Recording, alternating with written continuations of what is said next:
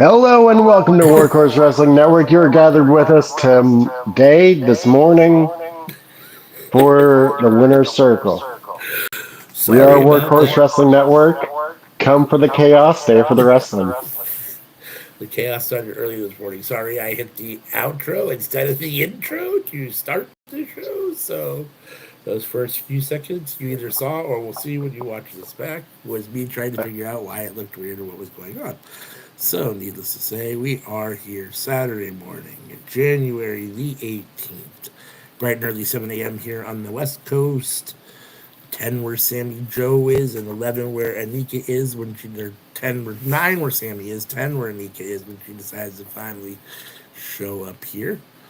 As usual, here in the Winner's Circle, we are going to review Monday Night Raw from the 13th, NXT from the 14th, and Maximum Carnage AEW Dynamite from the 15th.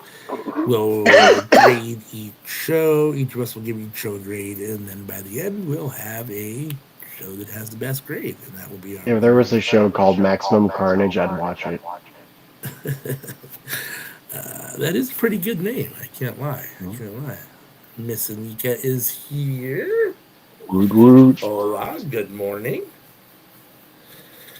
All right, so because this show already takes as long as it does, let's crack this bad boy open, and Sammy will start us off with Monday Night Raw from not 1/6, that should say 113. I switched it, and apparently it didn't save. Let's try that again. There we go.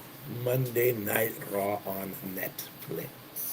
All right, Take her away, Sammy so Joe. the show was kicked off with CM Punk. Yes. Um, Although he didn't, if I remember, he didn't talk very long, right? Seth Rollins came out pretty quick, if I'm not mistaken. yeah. Uh, he revealed that he was entering the Royal Rumble. Seth Rollins then came out and said he's entering the Royal Rumble too. And then Drew McIntyre interrupted. He called them self-serving mirror images of each other. Called the Visionary a fake leader.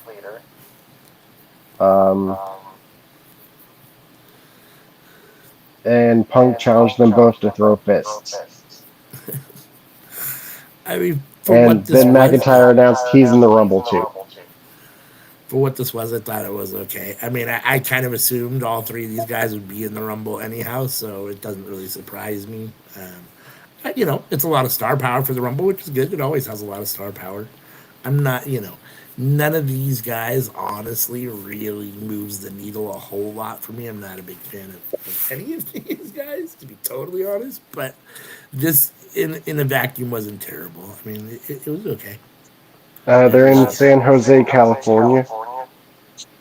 And Punk to get the babyface pop stuff. Recognized firefighters doing their best. Mm-hmm. Anika? I'm muted. There we go. It's hot. No. So how you gonna go backwards? But yes, all of this happened, and evidently we're gonna get self. I don't say we're gonna get self example again, but you can tell through this promo, the feud has not ended. I did love Steph saying that little snippet. I'd rather be the worst version of me than be a CM Punk. And it's like, sir, and then like CM Punk, this was hilarious. Like he's like, sir, I don't care about you no more. Go somewhere. It did remind me of an Eminem line. Which is what? Eminem said to Machine Gun Kelly, "I'd rather be 80-year-old me than 20-year-old you." Nice. Yeah, I mean, Punk did have a good line. I agree with Drew to a certain extent. I mean, I can see. I mean, I don't think they're mirror images of each other, but I can definitely see the parallels and draw comparisons. So, and I thought, honestly, I thought Drew came off solid here. I mean, this for me was one of Drew's better kind of live promo exchanges. So, I mean, I thought he came off good here, and Punk and Seth are what they are. I mean, And I'm already tired of Punk and Seth. Even though the match was really really good, I'm already tired of it. I do agree if we could take like a month or two break, but we said this last week. That match was really good. Where it's like, can y'all reheat it up for WrestleMania? Yeah, take a break, and then when March comes around, do something egregious, and then say, hey, we're facing each other at WrestleMania.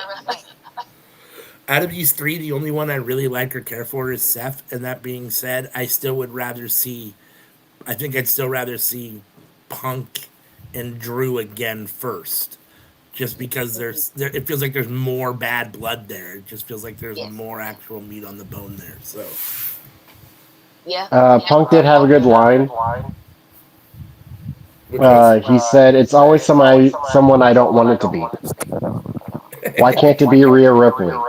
Why can't it be Rhea Ripley interrupting me?" Which was I do hilarious. remember that. There were some good. I mean, there was some good stuff. I mean, ultimately, all three of these guys are solid talkers, especially Seth and CM Punk. So, all right, what We'll was see what next? happens. Next, we had Chad Gable and Penta.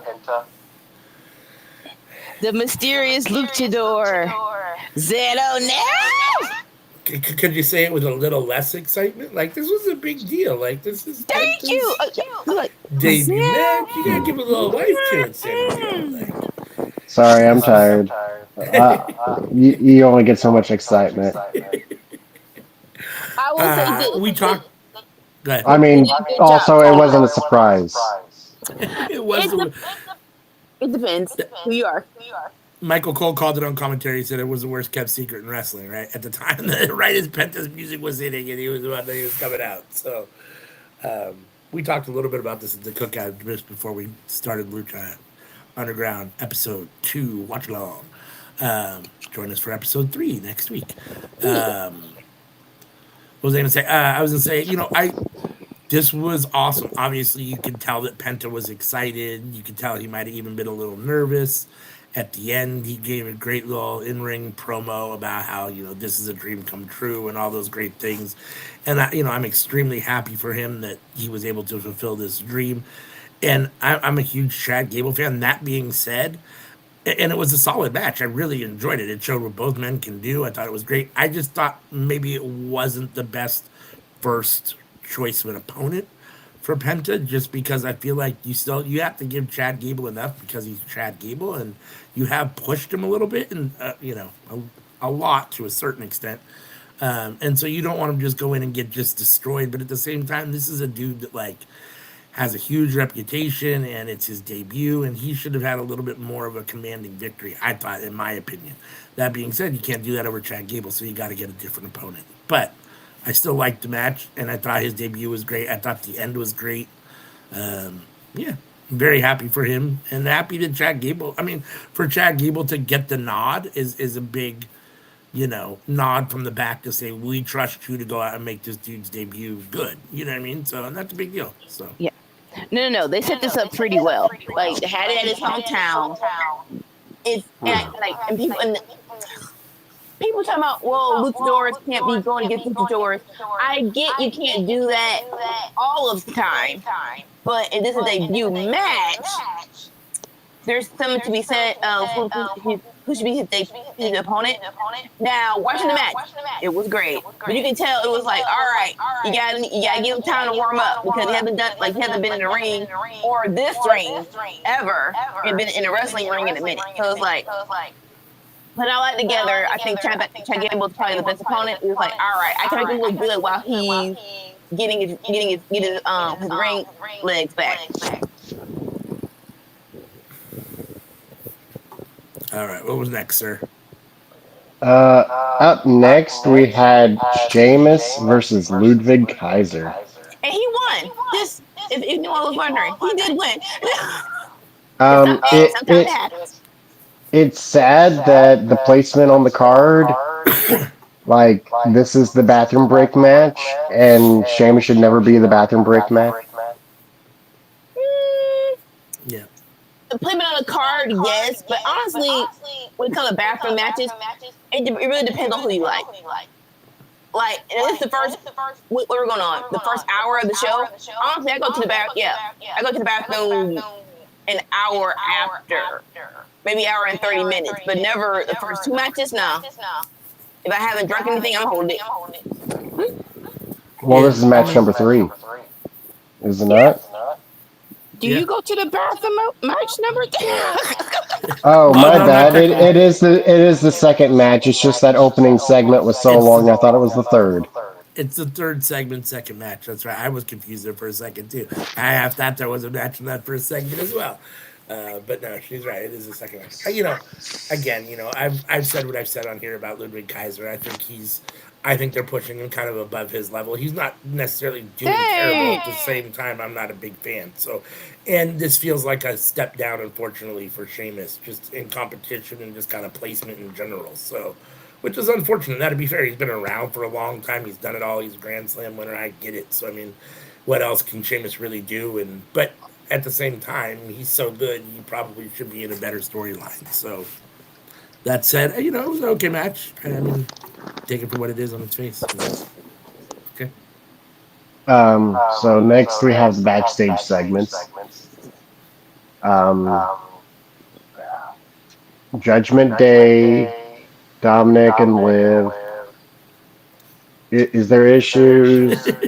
Tune in next week to find out. Is she gonna Pure Fusion forgive him or not? Collective interview. You have to turn in next week. There are issues. We gotta fix this crap up. Kathy Kelly interviewing Pure Fusion Collective, talking about the Women's International Intercontinental Champion.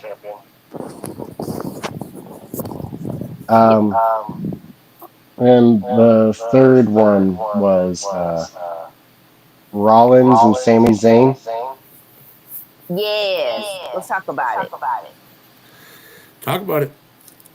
He asked Sami Zayn, "You gonna continue to help Roman or help yourself or serve Roman or serve yourself?" Something like that.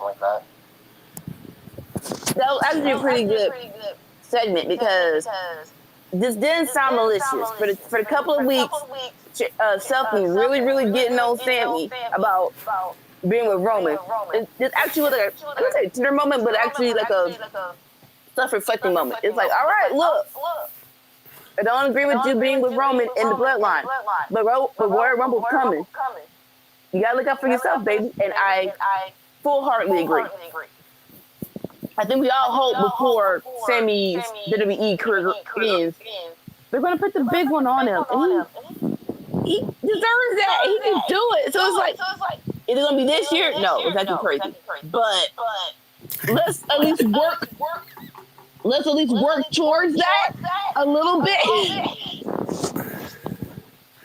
Yeah, I mean, I want to see that. I mean, I laugh when you say not this year yet, but at the same time, it's like, well, yet when? I mean, it's been yet for a while. Like, I mean, he's not young. He's already been hot for 3 years now, thanks to and not thanks to the bloodline, but by being, associated to a certain extent. Being Sammy Uso really, warmed him up a lot, and he's been in that position for a while now. I mean, when is the time? I mean, I'm not sure if there's going to be a better time, but I guess we'll wait and see. I don't know.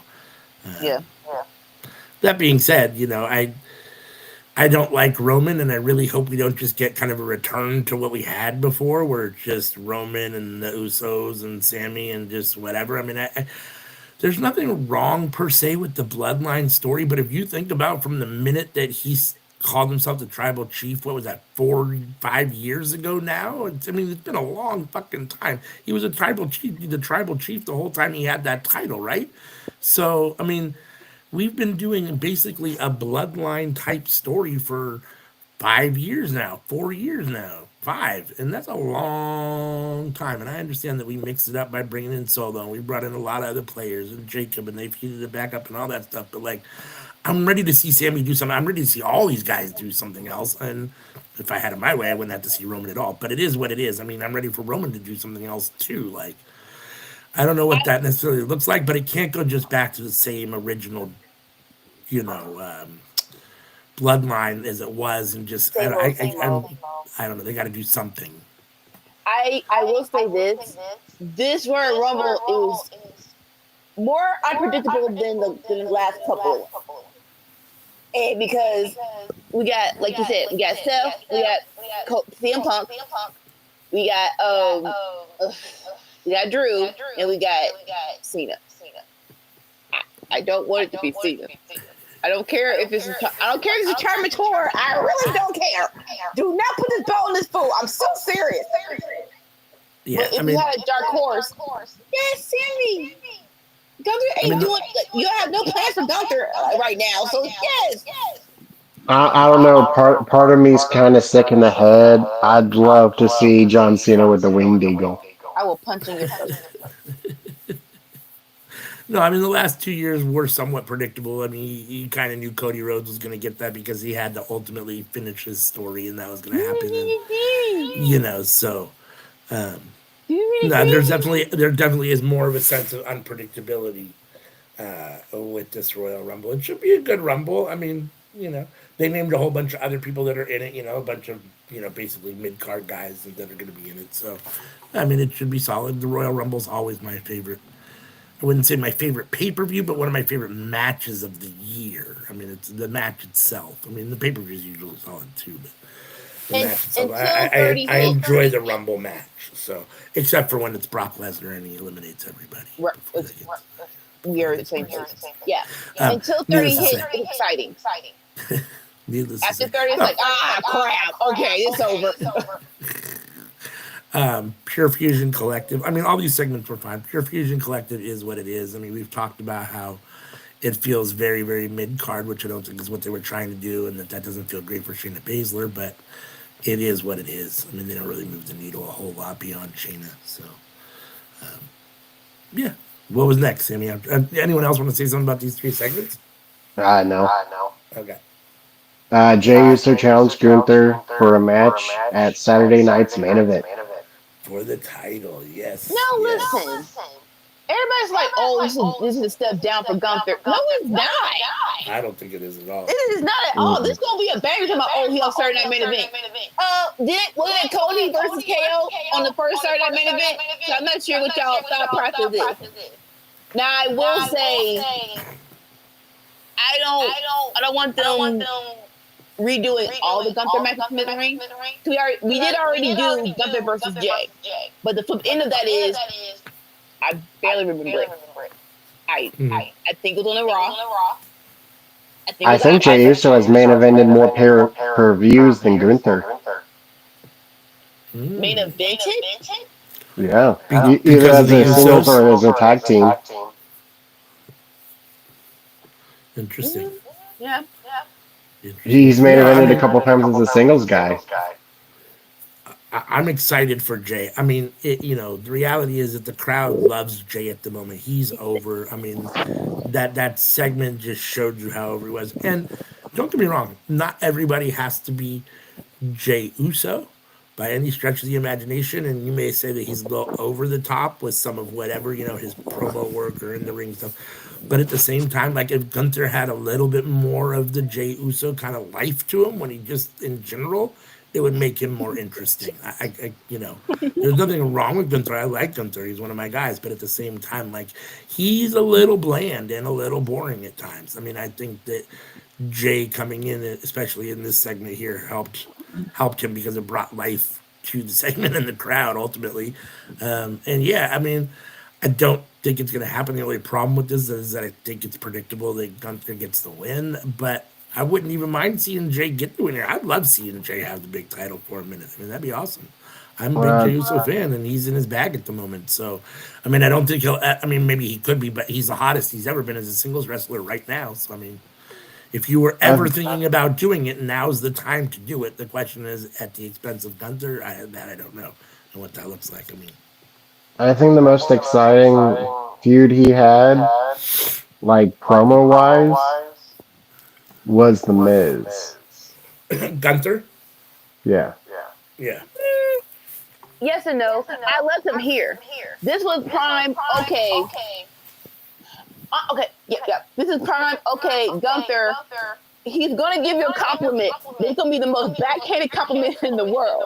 Where he's like, he's like, "Are you sure, Jay? Are you gonna do this? Because let's call a spade a spade.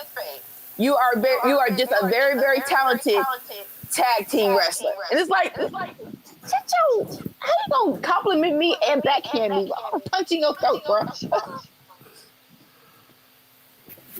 Yeah. I think it's gonna be a fun match. I'm looking forward to it, and I'm glad that Jay's getting the opportunity. So. Yeah. Lyra Valkyria defeated Dakota Kai to win the Women's Intercontinental Championship. Yes. So this was. Go ahead, Anika. Just real quick. I wanted Dakota Kai to win. You can hear the crowd. The crowd wanted Dakota Kai to win. No offense to Lyra, but besides having feathers, ooh, she don't have no personality. I'm sorry. Spicy. No, I mean, I'll be honest with you. Like, I didn't necessarily expect this to go this way. I assumed Dakota Kai was going to get the win here. At the same time, I dig her entrance. It's very Finn Balor. Who? Lyra. Yeah, I can see that.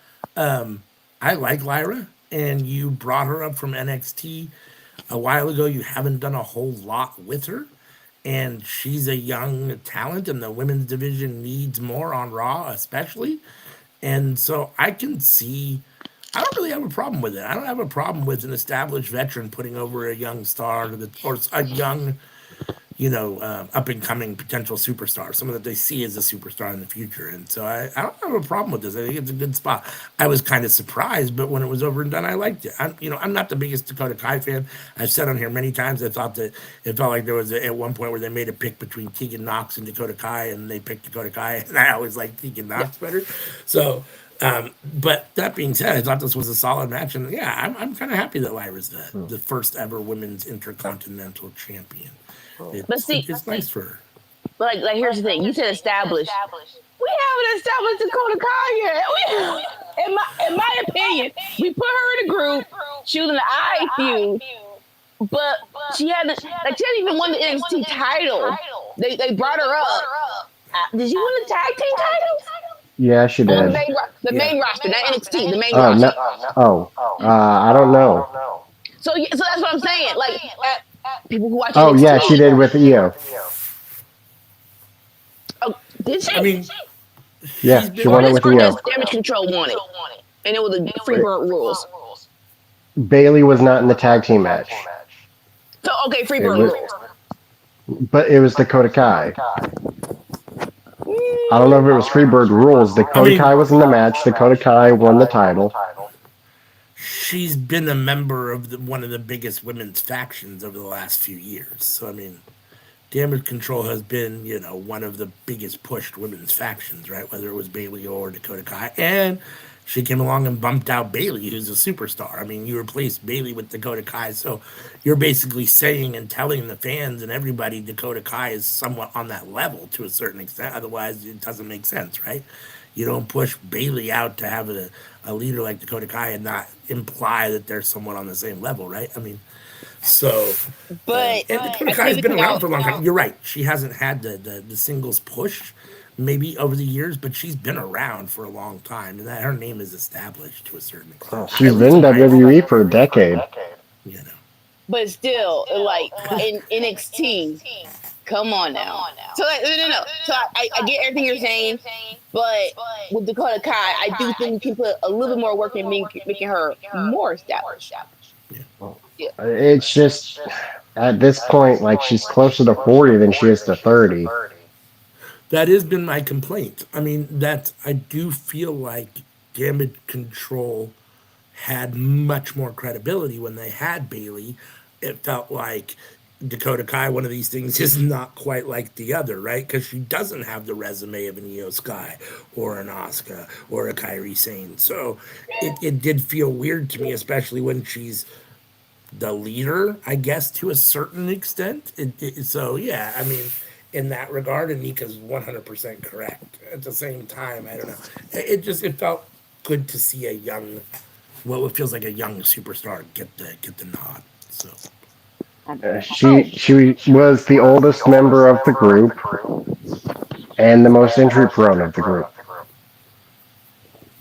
Match wise, I loved it. I don't need a 20-minute banger. Like, no offense. Sometimes 20 minutes but this seems long as hell. I actually love what they did here. Spot, get into it. Who's gonna win? I need all the indie windows of, oh, let her work her arm. Oh, can she make it over? Hey, who's gonna win? We got 10 minutes. Let's go. all right, what was next, Jimmy? Up next, we had Sami Zayn versus The Miz. Sami Zayn versus The Miz. So build it up because it's a backstage segment, and we find out that the Wyatt family are going to SmackDown, and kind of boo because I think we're all into the Wyatt 6 versus Final Testament. Hopefully they'll hopefully they can close that at WrestleMania or can close that at Royal Rumble in the match or something. Cause it didn't feel finished. So Karrion and Miz are coming out the door, and Karrion's like, "Yeah, I didn't do this." He's like, "I didn't do nothing, bro." And so Sami Zayn is gonna come into Evan Pierce's office to talk about something. I think about going. Because Sami hasn't officially entered the Royal Rumble. So I think we're going to talk about that. But then, who started it? Oh, it was Karrion. Karrion being a little trolling, evil person. Basically, he was trolling him. And not sure how we got to it, but Miz was like, I think Sami said something about the Miz. And Miz was like, hold up, bro. I'm still a 2-time champion. 2 times you'll ever beat. I don't like that because WrestleMania 27, we can all agree that was probably the worst WrestleMania ever. I gotta go back, but I'm pretty sure it was. But then so was like, you know what? I have business. I was gonna go talk to Adam Pearce, but how about the business I was trying to talk to? Let's have a match. And so then this is like, and then we're about him now. And Karen's like, who's we? Sir, if you're going to make me stay in your little game, can you help me out a little bit? Just a little bit. But back to the match. Yeah. I mean, I thought the match was fine. I didn't have a problem with it. Sami got the win as you should, probably. They're definitely what a blue thunder bomb.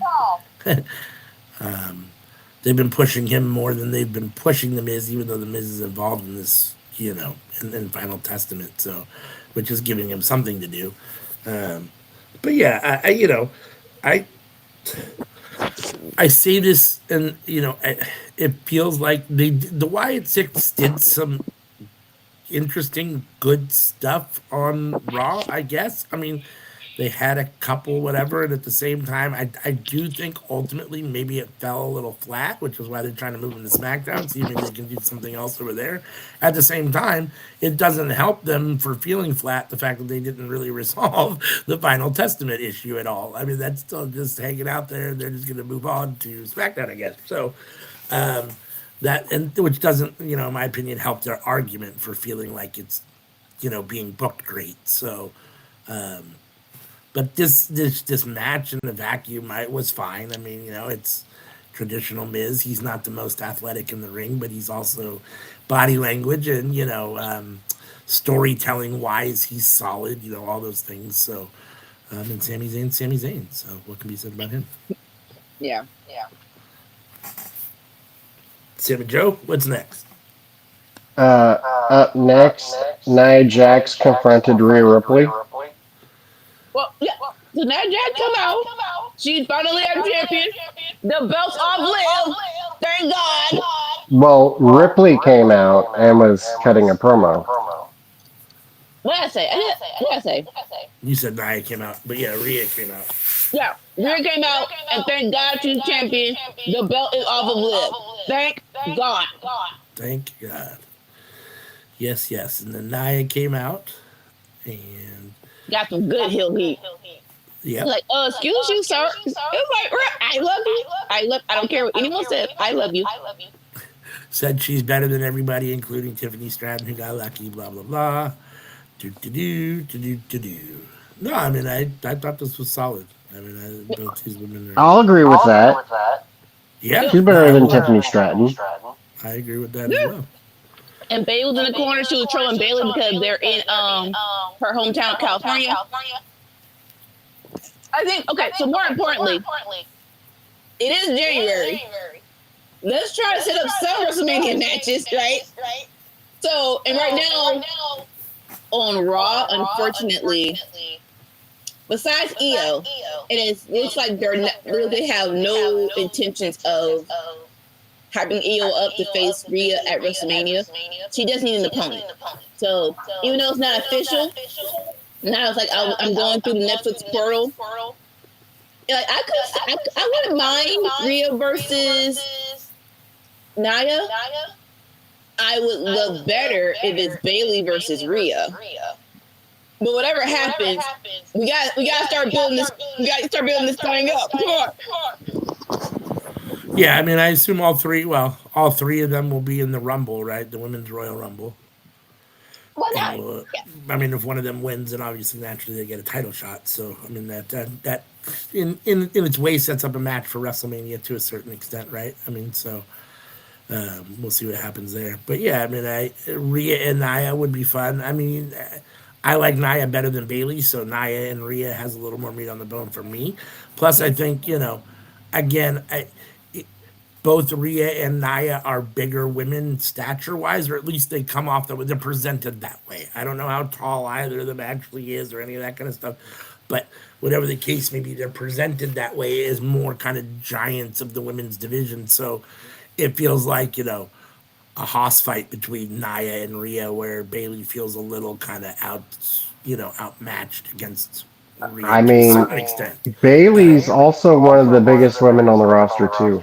Yeah, but they don't present her that way, though, right? Oh no, they don't. They book her and present her as kind of like a smaller, more diminutive type woman, right? So I mean, Bailey's the same size as Charlotte. yeah, and they book Charlotte as like way bigger than Bailey, in my Charlotte be wearing opinion. them That's how they freaking make boots. them look like. Yeah. Oh, come on now. Yes. So, that being said, I think I'd rather see Nia and Rhea, but at the same time, a triple threat wouldn't necessarily be bad either. That kind of interests me too, because Bailey, Bailey's a solid wrestler, and I like Bailey. She deserves to be there. I mean, she was on my Mount Rushmore of WWE women wrestlers. So, And so like, yeah.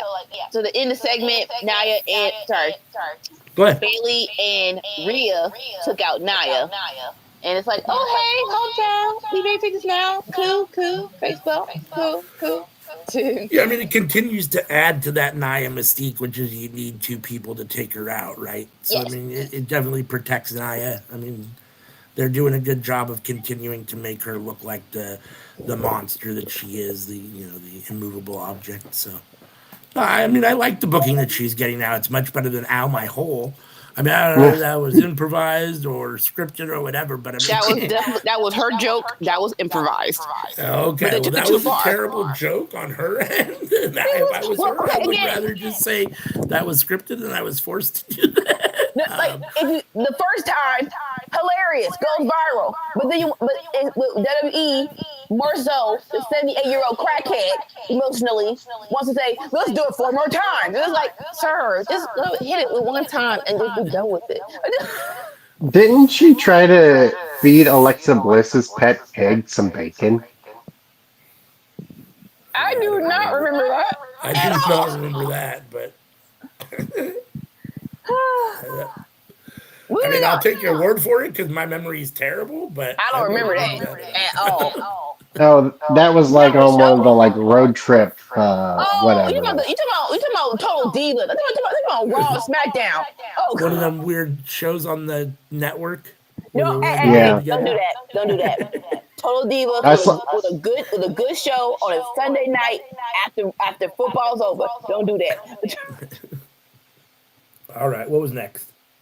up next, the main event: Damian Priest versus Finn Balor. Listen, This was good. 2 hours and 30 minutes is really enough. Like this will go to 3 hours, and this is back because it really flew by this. Let's go. I love how it's been somewhere between 2 and 3 hours, and yet Triple H hasn't said there's a designated. He said there is an actual end time, but I haven't told you what it is. Well, that's Netflix's fault. They're like, you can go as long as you want. If you don't give them a time limit, they will go 3 hours if they want to. To be honest, this was one of my favorite matches so far. I mean, it's only been 2 weeks, but of 2025 of what I've seen so far, I thought these two killed it. This was my favorite Damian Priest Finn Balor match so far. I mean, I thought they really killed it. I enjoyed this a lot. I thought the match itself was very solid. I mean, it could have gone either way. I guess I'm not surprised that Damian got the win. I feel like I kind of would have preferred that Finn got the win, just because I feel like it's been forever since Finn's had a big win. But they've been booking Damian with more wins and pushing him more than Finn. So I guess it makes sense. At some point, we're probably going to get Damian Gunther again. I mean, I just have a feeling that that's on the horizon. So that's why they're keeping Damian whatever.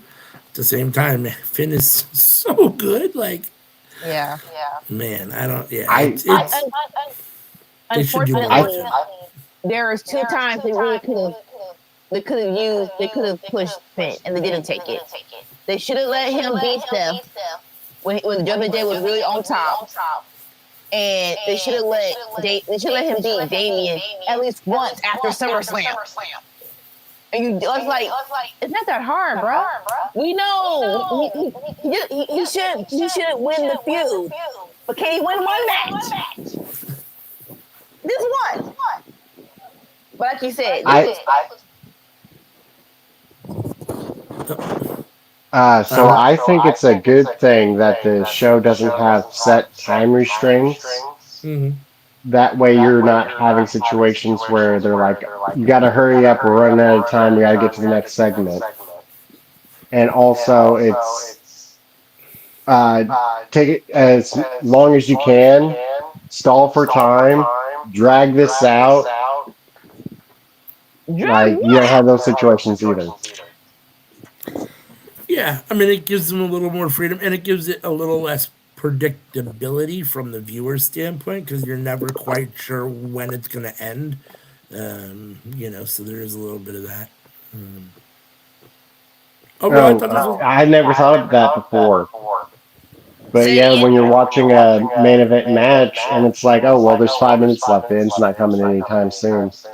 Exactly. Yeah, I mean, I often watch the clock and go, oh, this is over in 5 minutes. What are they going to do here, right? Yeah. You don't have that feeling on Netflix, so you just watch it till it's over. And the one thing I have noticed, and I complained a lot about 3 hours and being over 2 hours, is that I don't really notice. I didn't really notice that it had been over 2 hours on Netflix until they really had said something about it. Like, because it's so good. Yeah, I just watched the show, and even on the debut, which wasn't great in my opinion, I thought they had a lot of flaws. Ultimately, it was still like, this isn't. It felt easy to watch. Like, it didn't feel like this was hard to watch. It just was what it was, and it was ended when it ended. This had some flaws too, but overall, I think it was a little better than last week. Oh yeah. No, wait, this was way better than last week. And I was gonna say, like, if you have 2 cents, 2 hours and 30 minutes is perfect. He's like, oh, 30 minutes. No. 2 hours and 30 minutes is perfect.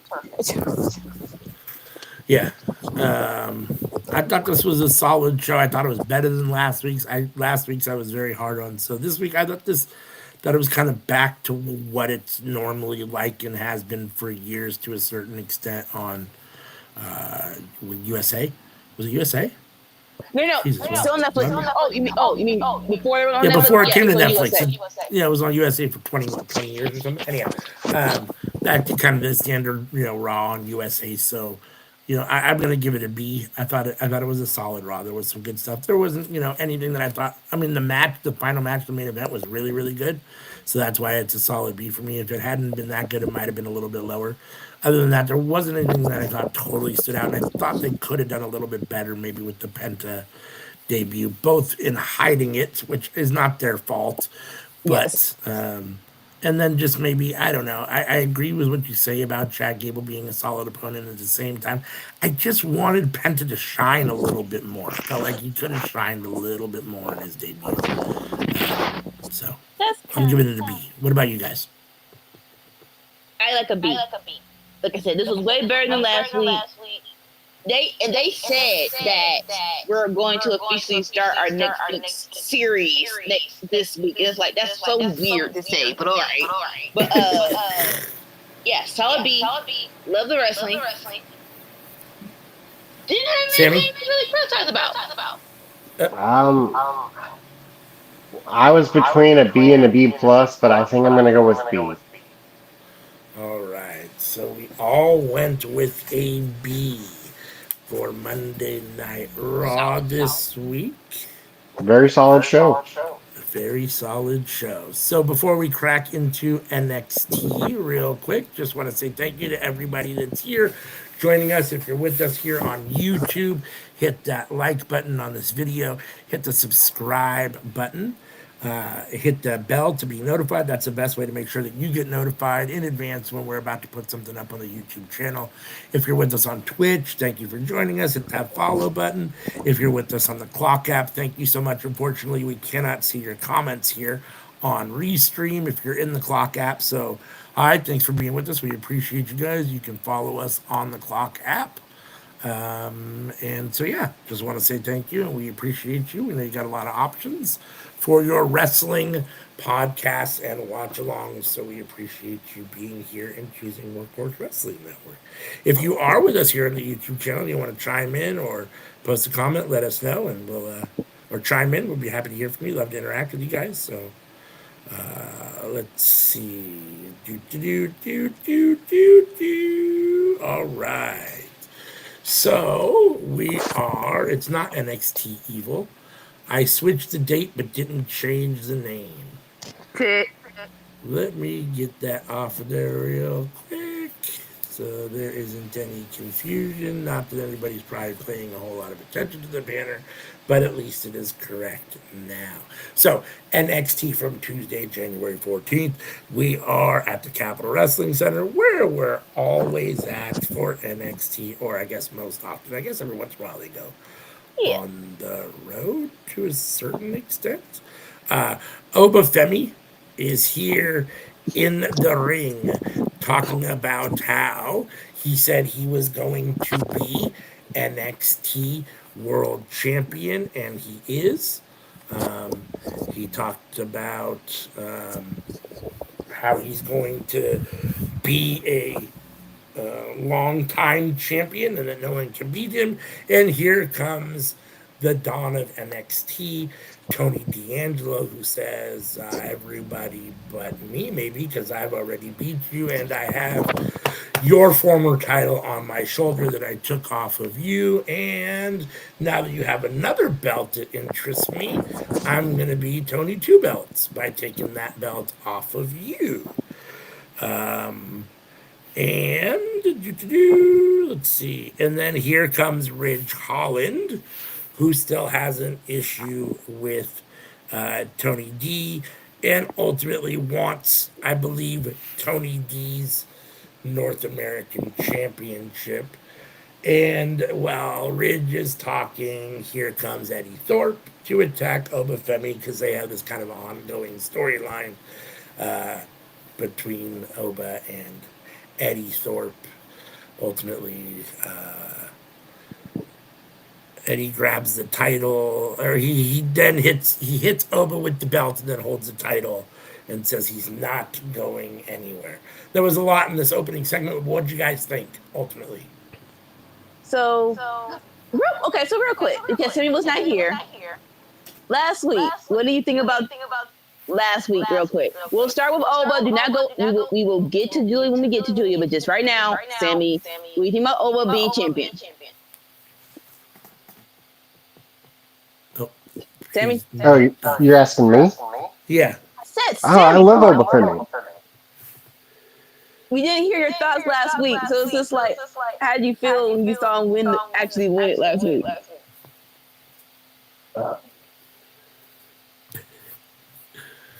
I mean, I didn't watch last week's episode, so I can't really answer. It was so, you gotta watch that. It was so Yeah, good. New Year's Evil was a solid episode. It was really, really good. All right. I'm gonna get back to me. Like I said, Oba's the champ. I'm excited.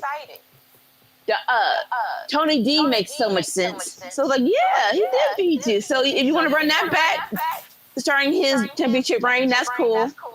Ridge, boo. I don't want that ever in life. And Eddie Thorpe makes sense too, because did we confirm or not? It was Oba that took him out before their match last week. It was Oba who took him out. I believe that's the confirmation this time. The first time Eddie lied and did it himself, I think this time Oba actually took him out. Okay. All right. So that makes sense as well. So I like if you don't have any big stars to go against Oba, I like stuff that makes sense. So I'm cool with all of this. Yeah, I mean, I thought it made Oba look good, and I thought it was a good way to open the show. Then we had Ora Mensa backstage. He's talking to Dante Chen when Ethan Page walks in, starts talking shit. He starts talking about his interaction with DJ. And for those that don't know, that's Dwayne Johnson. They're on abbreviated name terms, him and Ethan Page. So and asks what was up with last week, and then when Dante starts to talk, he says it doesn't matter he says it doesn't matter, and get him with the Rock, old saying. Then Dante says Ethan's obnoxious. No one wants him here after attacking Javon Evans. Ethan says he doesn't care. Dante shoves him. Ethan says he thinks it's funny, and Dante is going to go get a match made between him and Ethan Page for later. Anything you want to say about this little segment? Either of you? This was good. We also this new era of NXT. It's like if you're not going against the title, can you have a good at least program? So cool on the outside and staying on the inside. Ethan Page, I'm here for it. Yeah. Now you got to being smug as hell. All right, cool. All right, bet. That's definitely his wheelhouse. That's his sweet spot. That's where he's in his bag when he gets to be a total douchebag, and he's great at it. He's one of those guys where when he's being a heel, he's one of those heels you absolutely love to hate. He's very good at his job. He makes it very easy to dislike him. And at the same time, I love him for it. That's one of the things I love about Ethan Page, is that he's so good. And I love this, I love that he had the title, lost it, kind of had a little spiral and a fall, and all it did was turn him into more of a dick. I love it. I mean, he's great, dude. And I thought he was in his bag here. And the stuff with Javon Evans has been good, all that stuff. So, I like the new extreme heel Ethan Page. I'm here for that. So. Extreme heel. Yes. Extreme heel. We see the Unholy Union, or the Scary Witches, as Anika calls them, because they have a tag team title match tonight. Oh, no, is it a title match? No, they have a match, I'm sorry, against the contendership for title match. It's not against the Meta Girls later. Yes. And then you see Roxanne Perez arrive also. But then we go into our NXT Women's North American #1 contenders match between Stephanie Vicaire and Shotzi Blackheart, which was a extremely solid match. The only thing that I have not an issue with, but I wonder about, is two things. It seems weird to me, and I don't like it when they do last week we had a fatal 4-way for a #1 contender. Stephanie wins, hasn't, and then the very next week she defends that number one contendership in another match. It's like, wait a second, she should at least get her title. I mean, Yes. it just seems weird. That being said, it seemed even more weird that Stephanie, who they've been pushing, and is in theory, for all intents and purposes, I guess if you're ranking probably the women on the NXT roster, maybe the second best women's wrestler on the roster, takes a loss here to Shotzi Blackheart, who is back in NXT for the first time in a while. And other than that, hasn't really been doing a whole lot. I mean, I don't watch SmackDown. She was on SmackDown, right? Yeah. So I guess she has done some stuff there, but not a whole lot. Second best to the woman who I'd named the best women's wrestler of 2023. Yes. Julia, for those that don't know, that's who Sammy is talking about. But Shotzi did get the win here and is now the new number one contender for Fallon Henley's North American Women's Championship. What do you guys think of this match and the outcome? So I'm gonna say predictable, but you kind of knew where it was like Stephanie's gonna get it. She's gonna get it. We're trying to prolong this as long as possible. When's next takeover? We're trying to get to there because honestly, once Stephanie's champion, who's gonna beat her? And like in my mind, yeah, she should. When she goes for the women's North American title, she should be beating Fallon Henley. That should not be a distraction. Some mistake. No, she should beat her. She should beat her. She should be our next women's North American championship. So I'm not mad that they pushed it. And in the match, this was a great match. Love that they're like, just in case you forgot, Shotzi is a decent wrestler. And I love the ending where Jessie Jane is the one who caused Stephanie her match. So I'm okay with all this.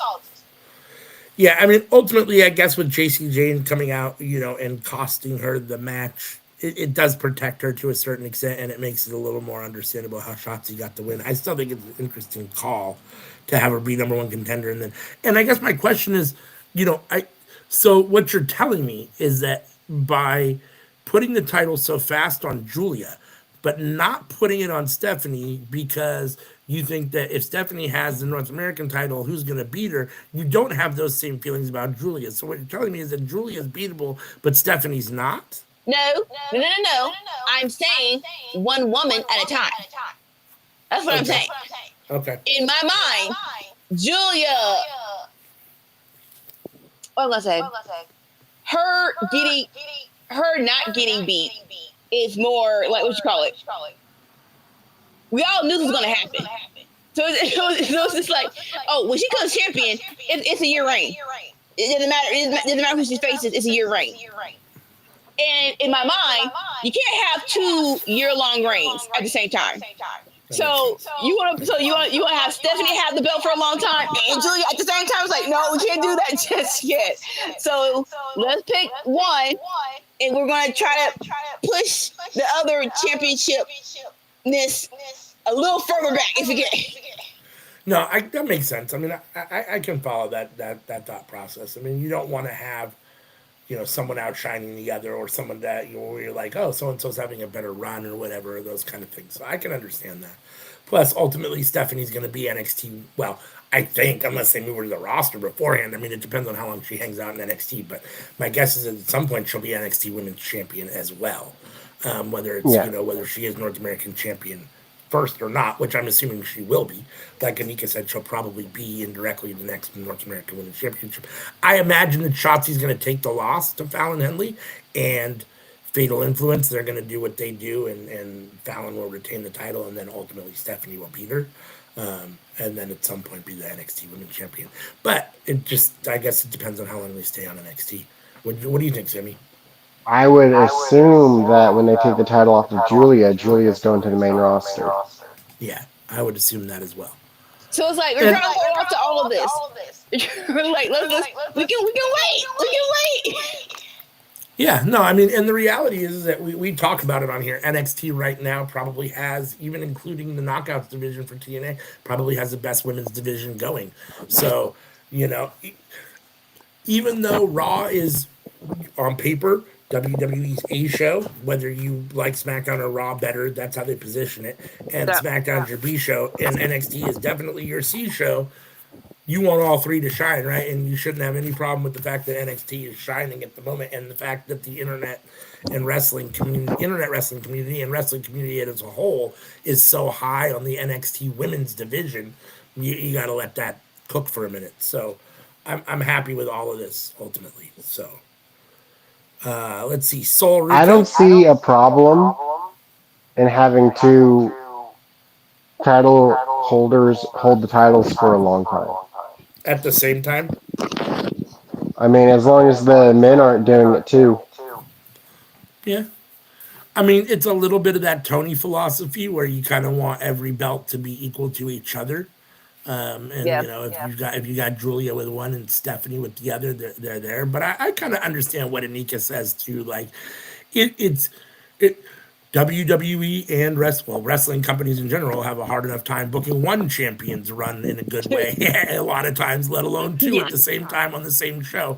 Yes. And there are only so many women, right? I mean, if Stephanie and Julia are the top of the pile, and by Stephanie having the North American Women's Championship, it indirectly elevates, or it elevates into more of a main event status, then you only have so many women that feel right to be competing for it, right? I mean, you can't just have the random women that are on NXT competing, because that doesn't feel right. So it feels like those are below her, and she's going to just stomp those women out. So I kind of understand to a certain extent. And I think that the Intercontinental Championship for the women, because WWE does have, in my opinion, definitely, this is a main event title and this is a mid card title, and I think the Intercontinental, or the North American. North American Women's Championship is supposed to be a mid card title, and I don't think Stephanie's a mid card wrestler, obviously. So, or if she is, she's not there for a long time. She's there to win the title, and then I don't know, whatever, who knows. But she's not a mid card wrestler. So, Yeah. I think they brought that in for for the other people that definitely didn't have something to compete for. So Yeah. I feel like Zarya is a better fit for it. I agree. Yeah, I agree. Like no matter what, the mid card title is to see like how good you are, and then if you're good, you go up. So even though we know Stephanie is good, for the people in the back, let her win it, and they're gonna show how good she is, and then she'll go for the main. Yeah. So we had Sol Ruka. She's consoling Kalani Jordan for losing last week. Zarya walks up and says she has to do something to change the tide and use the losses as motivation. Cora Jade walks up and says she'd be the number one contender without Kalani, and says that she'll win a title before Kalani. Kalani slaps her and says she's not the same girl she used to be. What do you think of this little backstage segment with these women? I like it. It gives more though. It humanizes what's old girl's name? Looking like Which one? looking like Beth Phoenix on crack. Zarya? Zarya. I love that they're human. Cause like, let's call it space. When she first came out, it was like, okay, so she's just gonna be an attraction. She's gonna come out, meet people, and leave. So I actually like that they're kind of humanizing her. She's a real person. We get rid of her makeup, but she is a real person. I do love that. And at Kalani, I feel like we're getting to the point of, okay, we know you're good at the ring. Let's give you more of a personality. So this segment did what it was supposed to do. Yeah, I mean, I think it showed off the mid card women for the most part. I mean, I think Zarya is probably, I mean, she could be a main event, but she also could be the very top of the pile for the mid card division. I think that's probably a good spot for her, at least for now. Cora Jade kind of walks that line. I'm not sure. They seem to they bunched her with Roxanne Perez as friends, and kind of had pushed her in the past to be somewhat in the main event picture, but now she's back in the mid card picture. I think she belongs in the mid card picture myself. So if it wasn't for Julia and Stephanie being here, these women would absolutely be competing for the main event title, not the mid card. All of these women, you think? Probably, yeah. Cora Jade, Kalani, and what's Big Zeus' name? I'm so sorry. Zarya. Zarya. Those three. What's Big definitely. Zeus' name? I'm sorry. Zarya. The female Zeus. Female Zeus, yes. Those three, most definitely. And Cora, I think, because CM Punk's like her, that's why she's in position to be a little bit more focused. Yeah, I mean, I think Kalani Jordan and Cora Jade could be, okay. I mean, for what it's worth, I mean, it could be a decent mid-card feud, so I'm here for it, I guess, to a certain extent. Oba barges into Ava's office and says he's going to destroy Eddie. He wants to give Eddie a match, and Ava says, listen, I'm the one that sets up the matches, not you. Calm down, big man. And then Mr. Stone tries to step in and says that Eddie's playing him. Oba grabs him, throws him up against the wall, basically, and Ava basically says, if you want Eddie next week, you can have him. So next week we are getting Eddie Thorpe versus Obafemi. It wasn't totally clear from here, but I suppose that it's going to be a title shot. I mean, it wasn't 100% totally clear, but I can't imagine it won't be. So, and I assume Eddie's going to lose. And hopefully that's the end of the Eddie Thorpe Obafemi feud. Even though it's been kind of a tertiary feud and kind of like off the side, he's kind of like the fly that's annoying Oba as more than just like a. Yes. It's still like I'm kind of done with it. I just want to see him destroy him and be done with it already. So, what do you think of this little segment here with Ava and Oba? Yeah. So side note. I'm pretty sure I wasn't watching this when they had the transition. Who is Robert? Who is Robert? Robert Stone, to Ava. Like, is he an assistant? He's just kind of like an unwanted consultant. He's her Sonya Deville. Yeah, I mean, okay. He was a manager for a couple people for a little while, and I don't think it really worked out. And he was trying to recruit some people to his faction, and then it ended up just kind of being Ava's helper. Cool. All right, cool. Just wanted to be clear about all that. I love this segment where it's like Ava had it on lock, but Robert, you the one who freaking ruined it and just punked out. I was like, sir, if you're going to be here in my office, I need you to either shut up or not cave in so easily.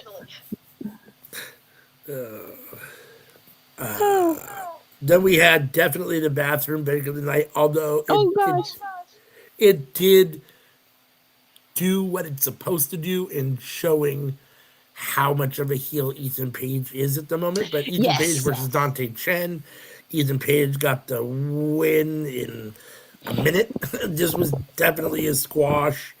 And then post-match, Ethan Page, attacks Dante Chen as he's been doing, pulls the boot off, pulls his wrestling boot off, sticks his right leg between the ring apron, essentially the ring post apron and the steel steps, and then basically smashes the steps into his ankles, breaking or destroying Dante Chen's ankle. Further, just what a total heel Ethan Page is. And then as Ethan Page is standing up, kind of celebrating his work, you see with his mouth wired shut, Javon Evans running down to the ring. He jumps on Ethan Page's back and kind of attacks him outside the ring. Then they end up in the ring. Ethan Page punches, ultimately punches or jabs Javon in the mouth, right where he's got that broken jaw, and Javon Evans is down, and the tension has to be paid to him by everybody, and Ethan Page is happy with his work and smiles before he leaves the ring, leaving lots of carnage. Dante Chen and Javon Evans. What did you guys think of this little Ethan Page squash match segment? Leave Dante alone. He just wants to wrestle. He's been here for how long? He got hurt, and now he's back. He's trying to get name, and they gonna hurt him again. I mean, dang. But like you said, this did what it was supposed to do. Where it was okay. This is a new Eagle Page, but a more focused and crazier Ethan Page. Yes, where it's like, okay, let's what's word? Let's tread a little bit more softly, because as you can see, he done lost his doggone mind. Now, side note, it was kind of hilarious how long it took for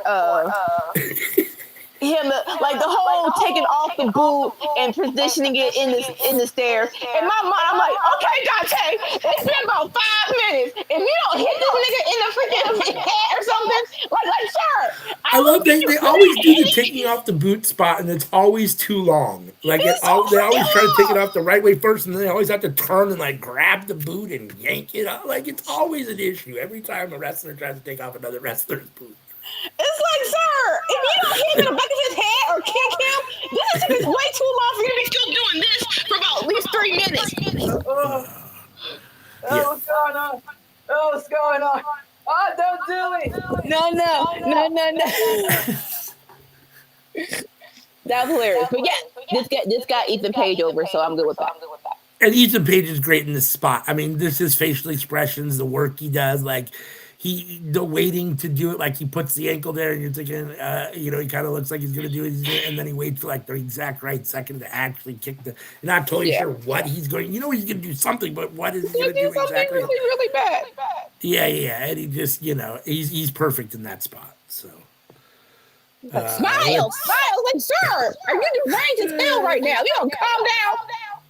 Yeah, and I think they're doing a really good job of the Javon Evans Ethan Page feud. I like the way this is working. Yes. I thought that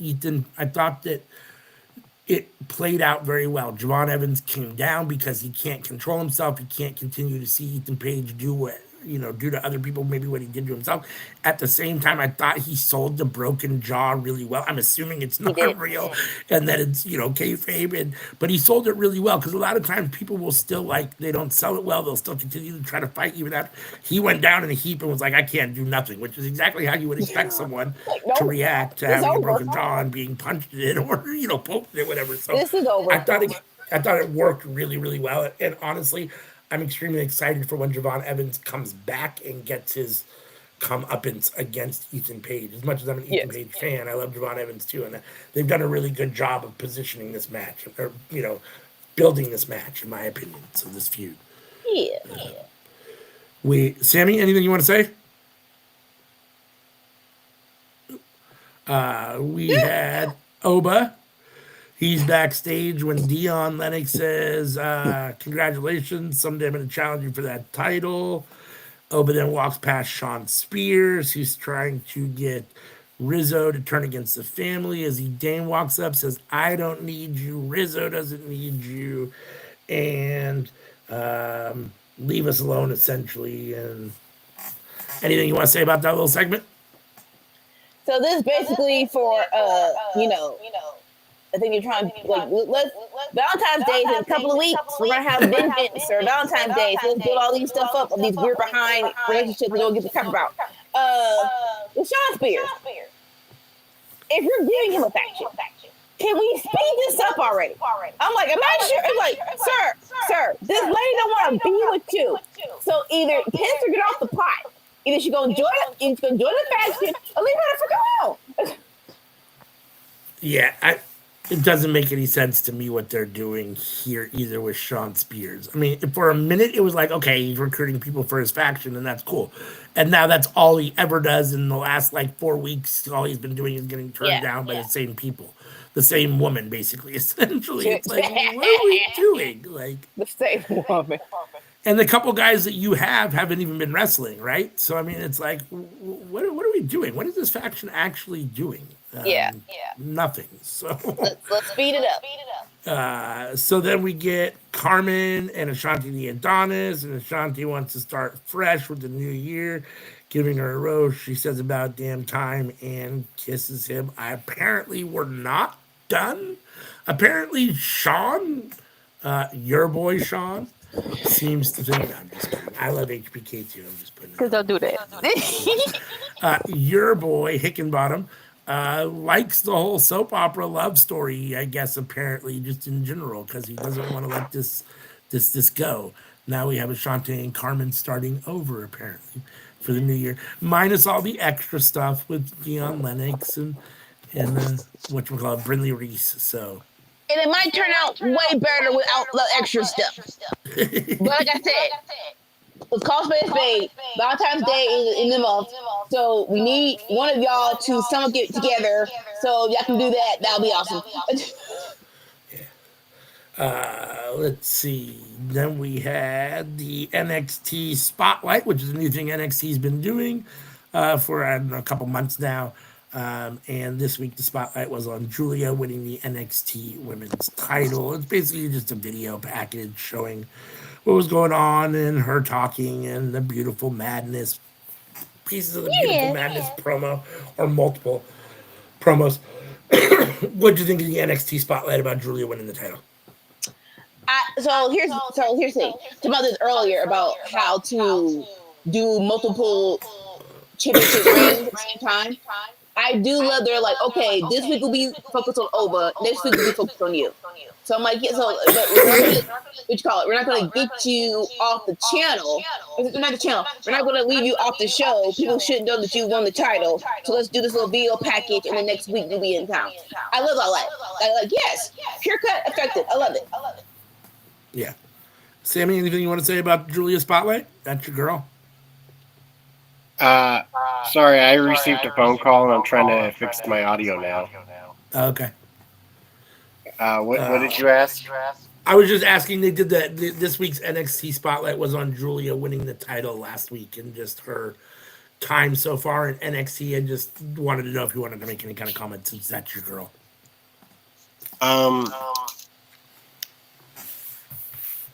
I think it's fantastic her having the title. Like, she's fantastic.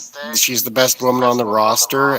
Heck, I think she's the best woman in all of WWE aside from maybe Bianca. Of course she was. So you didn't watch her match? Say that again, Anika. Say what? You didn't watch when she won the belt last week? No, I have to go back and watch that. What's her?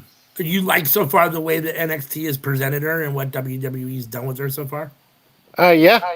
I mean, I wouldn't have had her lose that match against Roxanne, but, you know, it is what it is. Obviously, she came back and got her comeuppance, right? Because she got the win last week against Roxanne and got the title ultimately. So I guess they're 1-for-1 at the moment. I assume we'll have that rubber match at some point, which should be good. I mean, both matches were solid. I mean, I thought the second match when Julia won the title was better than the first one. But and I think at least it makes sense. I don't like dumb behind decisions. We don't agree with it, but at least it makes sense. Right. DIY is here. She asked why they're here, and Ciampa said, "We heard that Fraxium is being called the greatest NXT tag team of all time, and we had to come check it out for ourselves. And if they face Fraxium at some point, which they would like to do, there wouldn't be any shenanigans." The idea that Fraxium is one of the best tag teams of all time in NXT makes my skin crawl a little, because nothing against Fraxium, but really, they're the best of a bad lot in NXT at the moment as far as the tag team division. I mean, they've carried it through a very down time, and that's not saying a lot. I mean, to me, unfortunately, you know, Fraxium is what they are, but there's no comparison between them and DIY. I mean, I talk about levels, and DIY is way up here, and Fraxium is they're not even in my screen. And I like Fraxium to a certain extent. They've grown on me. So, but that being said, I mean, calling them the greatest NXT tag team of all time is quite a stretch. So, but I mean, that being said, I'm also here for DIY versus Fraxium. I think it would be fun. So, what do you think of DIY here and what they had to say? And that's exactly why they said it. They like to get under your skin. We all know they're lying, but more so, it's just to build up this match. And if you're getting this, put this in my mace. I want like in the ring. Oh, this is going to be so tasty and so entertaining. Agreed. Let's see. Next, we had the WWE Women's Championship #1 contenders match for the women's tag team for the women's tag team titles. The Meta Women or Meta Girls, Meta whatever you want to call them. Meta Girls. Meta Girls versus the Unholy Union, aka Scary Witches, and the not. I mean, I'm going to say this kind of surprisingly. I mean, I don't. It's not necessarily surprising because they are on NXT and they've been getting a bit of a push, but I thought it was kind of surprising that the Meta Girls did get the win here. I love that they got the win here, and I like Unholy Union. I like Alba Fire and Isla Yeah. Dawn. I think they're solid, and I think that they do. I think that they're better on NXT because NXT needs them more. And I think they do fall slightly through the cracks on the main roster, even though they've been tag team champions and even though they've had some big spots. I feel like they don't make as much of an impact on the main roster as they seem to do in NXT. So I like them here, but I also like Lash and Jakara, and I'm glad that they got the win here because again, not that the Unholy Union is old or any of those kind of things, but it feels like it's still giving the younger people, kind of the greener people, a push. And I like that, letting them get a big win. I think the win means more for the Meta Girls here than it does for the Unholy Union. The Meta Girls haven't been any kind of champions, where the Unholy Union have both been NXT women's tag team champions and main roster tag team champions. So, they don't really have a whole lot more to prove per se, other than the fact that they get kind of looked aside when they're talking about the best tag teams. But that being said, it's a bigger deal for the Meta Girls to get the win here. So I was happy with that. The match was really good. I thought Jakara and Lash looked really, really good. You can see their evolution and they're progressing. They're giving me all the things that I wanted to see for a long time from Hook or from a lot of the other guys that you don't see develop maybe even on NXT. Like that more kind of, you can really see them developing and they're coming into their own a lot. I really like these two. So I was happy with this and I love this match and segment. What about you?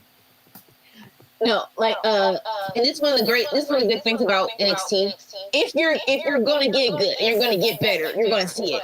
So it's like you said, I love the developmental of they're alright, need a lot of work to shoot. They're actually good. Oh shoot, they're actually doing their thing. Oh shoot, look at them. And then it's like okay. They're good. Okay. All right, now they're in a good position to be some not just in characters back behind the scenes, but actually pretty good. And we talk actually pretty good in ring as well. And like when you have both of them, that's how you make a star. Yes. So yeah, like you said, that's what I'm gonna say. I totally agree with you about Unholy Union with the loss. I love that Lash and Jakar won. But it's like, could you give them like a win before this match? Like let Unholy Union beat someone and then get beat. It's like with everything. Yes, you're pushing Lash. That doesn't mean Lash and Jakar, but that doesn't mean you have to lessen Unholy Union. So it's like I said, if they could have had a win before this, that would have been great. But I am glad that Lash and Jakar won. Agreed. Sammy, anything you want to say? I mean, I'm not a real big fan of either of the parties here. Yeah. I do understand the sentiment of giving the win to the younger people, or at least the newer people. Yep. Yeah. We had Lexus King getting his nameplate put on the Heritage Cup and is feeling good. Charlie and Ren, wish him congratulations. Ren says that Lexus got a cheap shot in and calls for a rematch.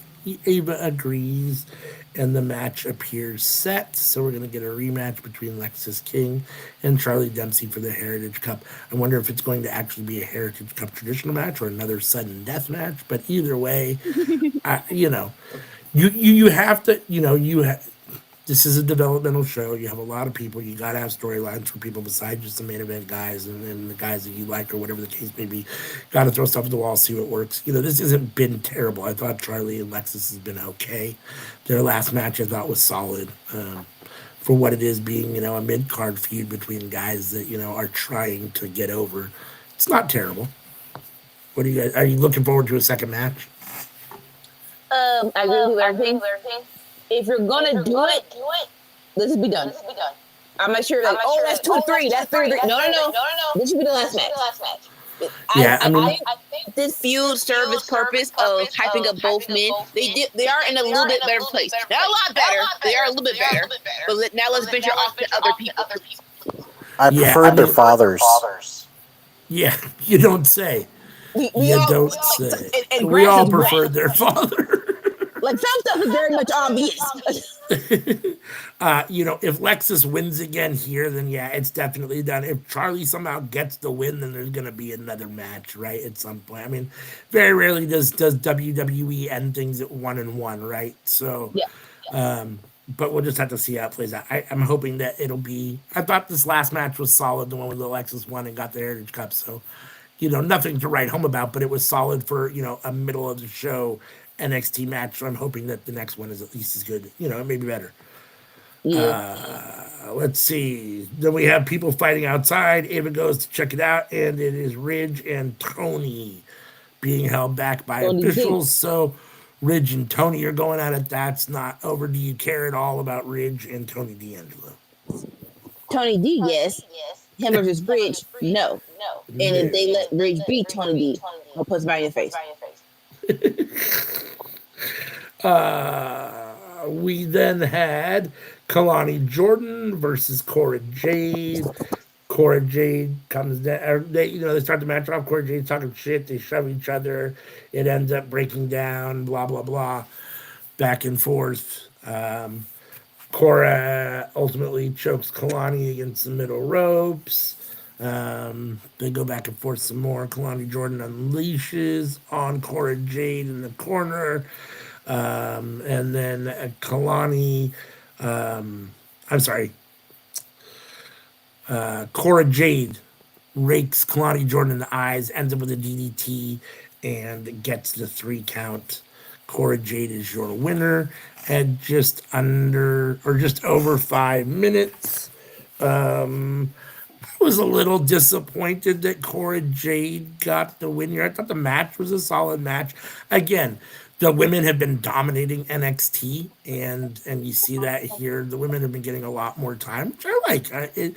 In some regards, and the men are very solid on NXT at the moment, but in some regards, it's become the NXT women's show, and I like that. I mean, they tend to, in my opinion, I feel like they get more segments, and they've been getting more matches recently. So I like that. And it's hard to argue with when you have Julia and Stephanie and the Roxanne Perez and the other strong women that they have. So that being said, I did think it was a little interesting that Cora Jade got the win here. I kind of wanted Kalani Jordan to get the win, but at the same time, they positioned Cora Jade, like I've said, to kind of ride that fence between main eventer and mid-carder. So I guess in their minds, Cora Jade is probably a step above Kalani Jordan. So I guess that's why she gets the win here. But it is what it is, I guess, ultimately. I mean, these guys are going to exchange wins and matches over the years. So this isn't the last time we'll see these two in a match together, no doubt. And so I thought it was okay for what it was. I just would have rather seen Kalani get the win. I like Kalani more than Cora Jade. Yeah. No. I totally agree with you. I love Kalani way more than Cora Jade too. But I'm not 100% disappointed because even though we know why she's in position, she is decent. And so this loss isn't like a step down for Kalani. It's just like, oh, you lost to either someone in your division, someone on your same level, or someone in their eye is a step above. So it's like, all right, fine. And Cora Jade did just get back. So we got to rebuild her a little bit. And thankfully, Kalani is in a place where she can afford a couple of losses. Not a lot. Just a couple. Yeah. Eddie Thorpe is sharing a video on Twitter, laughing and saying he has things to say. It's full moon, and he says it's a good night at work. He set the bait again, and Oba took it again. So easy, so predictable. He gives a shout out to Ava for making the match, and it almost makes up for calling him a liar last week. He says Oba calls himself the ruler, but next week he will be overthrown. He has 1 week, but in the meantime, he's going to go celebrate. What do you think of this little Eddie Thorpe promo? It was cool. So, Don't know why you yeah all this time, but cool. You gotta set up the match, especially since it's next week. So it did what it's supposed to do. Yeah. we then have hold on, where I lost my notes here. Briggs and Yoramura walk up and they say they saved Fraxium last week and they didn't have their attention, but they have it now. OTM walks up and says they're talking to the wrong team. Fraxium walks off and OTM talks trash to Briggs and Yoramura that leads to a brawl, which is building up to Fraxium and OTM's main event match to come later in the night for the tag team titles. What do you think of this little segment with these guys? Like what I'll say, I love this because so many times where they're like, "Oh, we got next," and the OT was like, "Hold up, player, we got a match. How you gonna step to them? And you don't even know they'll be freaking the tag team champions anymore." So I love this in this segment. It's like, hold up, wait before we put the cover for the horse. It might not be them, bro. It might be us. And the tag team, like the NXT tag team men's division, is becoming slowly but surely rebuilding it up as a okay. Now we're getting it back to where it used to be, and I'm cool with them being the next challengers. That'd be cool. Yeah. I do think that the NXT men's tag team division seems to be getting better booking and a little bit more push and a little bit better. They have some more. It's warming up. Let's put it that way. I like OTM. I think OTM is very solid. Fraxium is proving that they're a solid tag team, and especially if you're going to bring in DIY, ultimately, even if just for a one-off or for a little, more than that, then yeah, I mean that helps breathe a lot of life into the tag team division. So yeah. Like I said. I was like real quick. Yeah. NXT.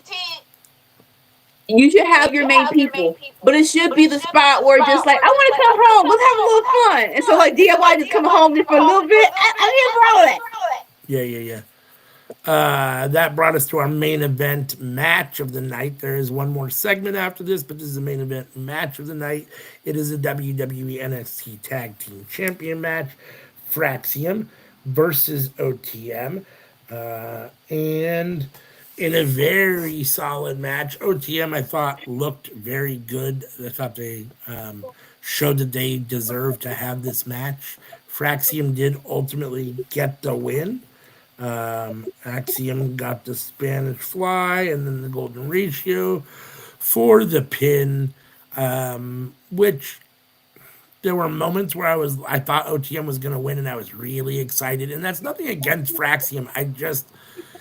They've had the belts now for a while, and I think that one of the things that could be good for the division as it starts to warm up is to maybe switch up the belts and put them on somebody else that maybe just, I don't know, is a little, not more excited to have them, but feels like new, kind of fresh, right? And I really like OTM. So that being said, Fraxium did get the win. They are still your NXT men's tag team champions. It'll be interesting to see if they have a match against DIY. If they do, if it's for the titles, if it is, it'll be very interesting to see what happens there. What do you think of this match and Fraxium ultimately getting the win? All right, so full disclosure, I have not seen an OTM match. This is my first OTM match. So with that being said, I love them here. This was really good. One of the best spots was like Axiom and Frazier have in a submission move, and old boy gonna hook up and then actually take him and freaking powerbomb the person who's having a submission move to his opponent. So I'm like, I love all of this. When it comes to switching up titles, I guess my question is, who would that be? Like who would you put them on? OTM's good. I just need y'all to be consistent with them. That's their fault. But you gotta be consistent with them. So if they want to run this back, I'm all for that. But this was this was a great main event. I loved every little minute of it. And like you said, if we're getting Axiom and Frazier versus DIY, I'm all for that too. I miss them having Reggie as their manager. Yeah. Yeah, man, yeah, and especially because as of right now, you're what you call it. Jada Parker is more of a singles competitor. I would love if they would just be like you said, consistently have her with them, consistently be a group. She can do her single stuff, but if you just have them as a like I said, a united front for a little bit, just for a little bit, just consistently, they can be like, okay, we're finally ready to take the tag team champions titles. Yeah. I do find it interesting. You know, I talk a lot about little man and big man, and there were a couple of moments where I was watching Axiom and Frazier, and I'm thinking to myself, they really shouldn't be competing that hard with OTM. Like those two should just be, with all due respect, like stomping the shit out of Axiom and Frazier. I mean, they're little guys in comparison. Bronco Nima and Lucian Price are literally legitimately big dudes, and so yeah, I mean, you know, they're not, but they have kind of that Bobby Lashley look and structure and frame to them. So I think they might be a little bit taller. But yeah, so there was a little bit where it was like, hey, these guys are holding their own with some really big guys, which, you know, Yes. at the same. So there's a little bit of that. But yeah, the match came off well. Axiom and Frazier are solid wrestlers, and they know how to, you know, have a good match I think, with anybody at this point. So yeah, I liked it. I don't know necessarily who to put the belts on. You're probably right that OTM it might not be totally ready for that big a spot yet. You know, at the same time, I don't know. It feels like Fraxium holding the belts for as long as they have has kind of made it maybe a little stagnant. At the same time, they haven't had a whole lot of competition, like we've said. I mean, Yeah. like I was saying, they've carried it through a very down time for the NXT tag team division, so men's tag team division. So, yeah, Monday, I guess, see what ends up happening. Our last segment of the night, the main event segment, is Roxanne in the ring. She says that when she won her second women's championship, no one expected her to do it and to hold it for so long. 9 title defenses, and the women's division got better. She says she doesn't have her title because Julia was the better woman last week. And as sad as she is, it's what the fans wanted. But even sadder, the state of the division without her is, what's even sadder is the state of the women's division without her as champion. She says that no one will love the division as much as her. And the feeling we get when we say women's wrestling is the focus. Kiss it goodbye because NXT doesn't kiss her goodbye. NXT doesn't deserve her. And that, let's see. She says it's not going to be the same because in the past you needed the 4 horsewomen, but you only need her now. And then obviously that spurred one of the 4 horsewomen, and you can imagine who it probably was. It was a Bayley, came out here on NXT. She came down to the ring and said, "Ding dong, Roxanne." The fans chanted a welcome back, and they had a little back and forth. And you know, Roxanne said she had an amazing title run, or Bayley said she had an amazing title run, but Roxanne is not on her level. Back and forth and back and forth. Ultimately, I think we should get a match between these two. That would be my ultimate hope for this. They didn't make that clear. They sure didn't necessarily book a match, but I thought this was solid. I like seeing Bayley on NXT. Even though Bayley is a mega superstar, at times it feels like she doesn't get what she's earned or deserves on the main roster. And that's saying a lot because she's had a lot of accolades. She's won the women's championship several times. She's been tag team champion. She's done everything you can do. Grand Slam and longest reigning, I believe. So all that being said, it still feels like sometimes she's kind of the forgotten person in some regards on the main roster. So I like that she's in, a potential return to NXT where she could be a really, really, really big fish in a very small pond. And I wouldn't mind seeing her against Roxanne, against Julia, or Stephanie for that matter. All three of those really interest me. So if she stayed for a minute and had a couple matches, I'd be here for that, even if it's just a one off with Roxanne Perez. And even if it's just this promo main event segment, I still thought it was solid. So, Roxanne Perez congratulating Julia felt a little off brand for her heelish character. She did also follow it up by still talking more shit, so I guess it is what it is. At the same time, I thought that felt a little whatever. But overall, I thought Roxanne had a good promo, and I love Bayley coming out here. What do you guys think?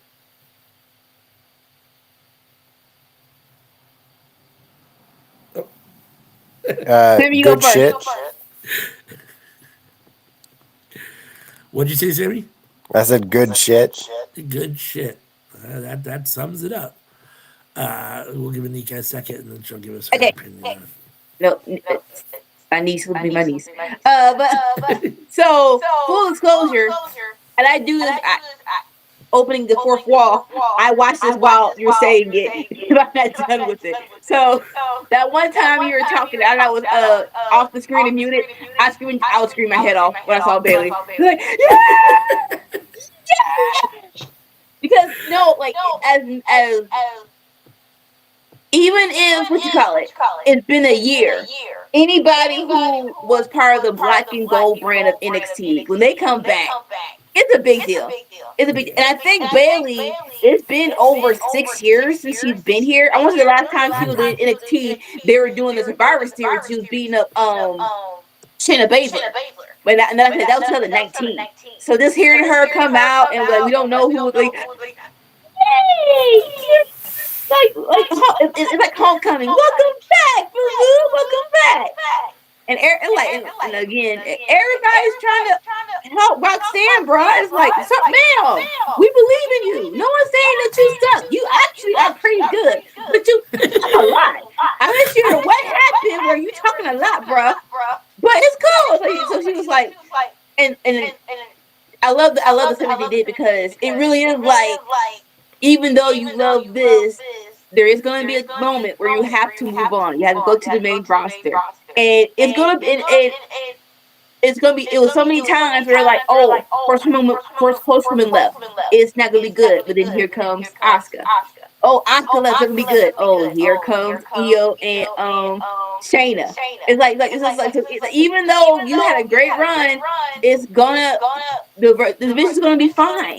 And of course, Roxanne is just like, why are you even here? Blah blah blah blah blah blah blah blah blah blah. And then. Like literally the same thing. Where it's like I broke your records. Now I think that I should be your role model. Blah blah blah blah blah. And then Roxanne and then Baylor's like, just between you and me, that you gonna be in here, you gonna sew. But I'm gonna go on and live my career out and hopefully go to WrestleMania. She's gonna go to WrestleMania. She deserves WrestleMania match. That side, Roxanne slaps her, brawl out. I'm all here. Like this is. I think they're gonna do it because side note, SmackDown, Roxanne was in the crowd. They still had face to face again. So it really is a matter of when. Do we want this for a takeover? Because I still call takeovers. And it's one per every premium live event. Oh, the top 4 is Netflix. So it's like, do we want this at Royal Rumble?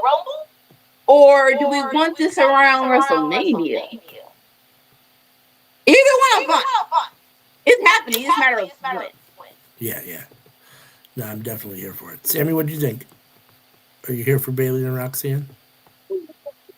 Yeah, absolutely. Yes. Like this is a dream match. Yeah. In many respects, I can agree with that. That brought us to the end of this week's NXT. Solid episode. I didn't necessarily think there was anything on it that jumped out at me as being like super special. I thought that the Fraxium versus OTM was pretty good. I don't know that I thought that it was, even though the match itself was really good, Frax team and OTM main eventing NXT, and I get that it's a developmental show and all those kind of things you want to give everybody. It still feels a little kind of underwhelming for a main event match for a show, that does really well. And when you think about last week's show, the idea that I absolutely love Shotzi, and I kind of understand what Anika's saying about not wanting to have maybe Stephanie and Julia with the belts at the same time. Even though Shotzi deserves more than she's definitely gotten, I did find it a little interesting that she beat Stephanie, and I don't think I totally understand the booking and thought process behind having Stephanie win last week and then lose this week. So, in that regard, I don't know. It felt on par with Raw for me, maybe even I don't want to say a little below. That Damian Finn match was so freaking good. Like, I was sitting there thinking about it, and I'm hard pressed not to give it 5 stars in my head when I think about it. Like, maybe it's 4.5 or 4.75, but it's right there. And so I think Raw outperformed NXT for me this week a little bit. So I'm going to give NXT a B minus since I gave Raw a B. I give NXT a B minus this week just because I thought for what it's been, and especially after last week, it felt a little down. What are your guys' grades and thoughts of NXT this week? So for me, I feel like NXT had higher highs, but it also had lower lows. Uh-huh. So I feel like at best it can average out to equal Raw. But I'm with you, and I think Raw was a little bit better. So I'll give NXT a B minus. Miss Anika? We're all in agreement All here. right. B minus, like you said, those little lows of that stupid romantic move that real life think we want to see, and we don't. It kind of got it below Raw. So yeah, B minus. Still great, but yeah, B minus. All right, that brings us to our third show of our show. It brings us to Anika leading the discussion as we go into NXT or AEW Dynamite Maximum Carnage from Wednesday, January 15th. ALW. Yeah. When you're not talking for Anika's segment, could you put yourself on mute? Yep. Okay, thank you. Yeah. All right, like you said, it's time for AEW Dynamite. This was one of our special TV segments. You call it Maximum Carnage, the first of its kind. Let's see how it goes. We start off with Kenny. By God, Omega. Battle Cry has been retired. Now we have this really, all-purposing final boss music of him entering. We have the pyro. We have him in his new black robe. Not a new black robe, but more new robe, sleeveless robe, entering all his glory. He is facing Brian Cage. And this, it's Kenny Omega. So it was a good match. Duh. And grass is green. Love how he worked it. Where it's like, it shouldn't be balls to the wall because it's been a minute and you had surgery, so it shouldn't be you just going back crack crazy. But it was still enough to be like, oh yeah, you're Kenny Omega. And Brian Cage. Brian Cage. I'm not like, he's so good in the ring where it's like he's so good that it's to the point of, why aren't you a champion? I want to say back in the day. Talk. Thank you. I want to say, huh? He can't talk. Say it again. No, that's what I'm saying. I'm getting to it. Like, with a manager, you should have at least gotten the TNT championship by now, the international championship by now. And like I said, Team Taz was such a missed opportunity. Like one of them Johns, they should have had gold as Team Taz. Like I said, I think Taz would have been a great manager.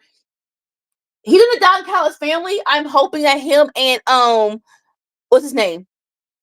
Viking braids. What's his name? Lance Archer. Lance Archer. Yeah, I'm hoping him and Lance Archer get tag team title, because I do love about the tag team. So, but all in all, great match. Love how they worked it. And of course, Kenny Omega gets the win with a 1 week and Kenny is not a small person, but him doing the 1 week angel to Brian Cage was very much so impressive. 1, 2, 3.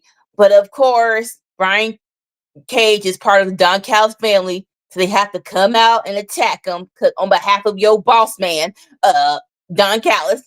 And here comes Ospreay for the second week. We thought it was a fluke the first time, but no, you actually so we do know that you still got beef with Don Callis, but it's like you're still helping Kenny. So also, so like I'd like to give like a little shout out to Don Callis on the finessing of like. So he basically drafted 3 free agents and then traded them to another team to get a star player. this is somewhat, yes, this is true. This is how it went down. And unfortunately, Bruce and what's his name? Bruce and Jalistico? Jake Roberts. They did one segment and that was it. They did. You didn't see me anymore, unfortunately. And it's like, which it shouldn't be a thing. Like, fix that, please. But I digress. Like I said, so Ospreay came out. He actually went to town. He actually was beating some people up. And then, it's still a numbers game. They got a little bit of upper hand, but at this point, Kenny recovered, didn't need to a face, and look at and again, an Ospreay Kenny face off, but Kenny actually Ospreay actually pushed Kenny out of the way, and they actually did a little tag team action. I'm like, okay, but again, it's a numbers game. So Don Callis, Takeshita came out. I love you, boo boo. And basically beat the crap out of Kenny. And so Don Callis family reigns supreme. I am not mad at that. Because I don't get, some companies is like, in a feud, if you're doing a program, both sides have to stand tall at least once. So it's like, yes, let the Don Callis family stand tall at least once. And especially if it's the reason why is because the Takeshita came out, because push that man to the moon. But that was our first segment. What do you guys think? I mean, I enjoyed it all. I thought it was really solid. I mean, I like all these guys. Omega being back is always great. Always happy to see him in the ring. And Brian Cage was a solid first opponent back. I like Brian Cage. I think he's underutilized often. I hear what Sammy's saying about him not being able to talk. I don't know that it's quite that bad. I don't think he can't talk. He's not the greatest promo. And I do think he's definitely better when someone else is probably talking for him. But he's not the worst I've ever heard. He's no Lance Archer. I don't, I'm not sure I understand the disconnect between Brian Cage and, why he's not a bigger superstar in his wrestling career than he is. He seems to have all the tools other than maybe being, mediocre or, potentially subpar on the microphone. But other than that, he's got all the tools and he looks the part. I mean, he's, so I've always been a big Brian Cage fan. So that being said, I love this match. Omega being back is great. The Callis family stuff is great. I love seeing Ospreay and Omega together because of the feuds that they've had in the past. Feuds or long-standing one feud, I guess. It's 2 people, so it's all one feud ultimately. But seeing them together it has kind of a Mega Powers feel to them. Like I would love to see Omega and Ospreay, as a tag team for a minute against the Callis family, against maybe Kyle Fletcher and Takeshita, or Brian Cage and Fletcher, or Brian Cage and Takeshita, however you want to work it out, or Kyle Fletcher and Lance Archer, or however you want to work it out. I'm here for that. But no, I thought this was a lot of fun, and I love all these guys. So just a good opening segment. Yes. All right. Next up, woman here. We have a promo, a video vignette of Mr. MVP in a lounge-like club, just chilling, just sipping, declaring that he's going to put back on the wrestling boots to join his fellow Hurt Syndicate brothers in a trios match tonight. Now, this was interesting only because, number one, who else thought that he wasn't going to wrestle anymore? I know he wasn't officially retired, but it did feel like he was okay with not wrestling anymore and just being the manager. But so that was actually very much so surprising. But either way, and then I guess the second thing is, yes, this is a special TV show, but you're returning for Maximum Carnage?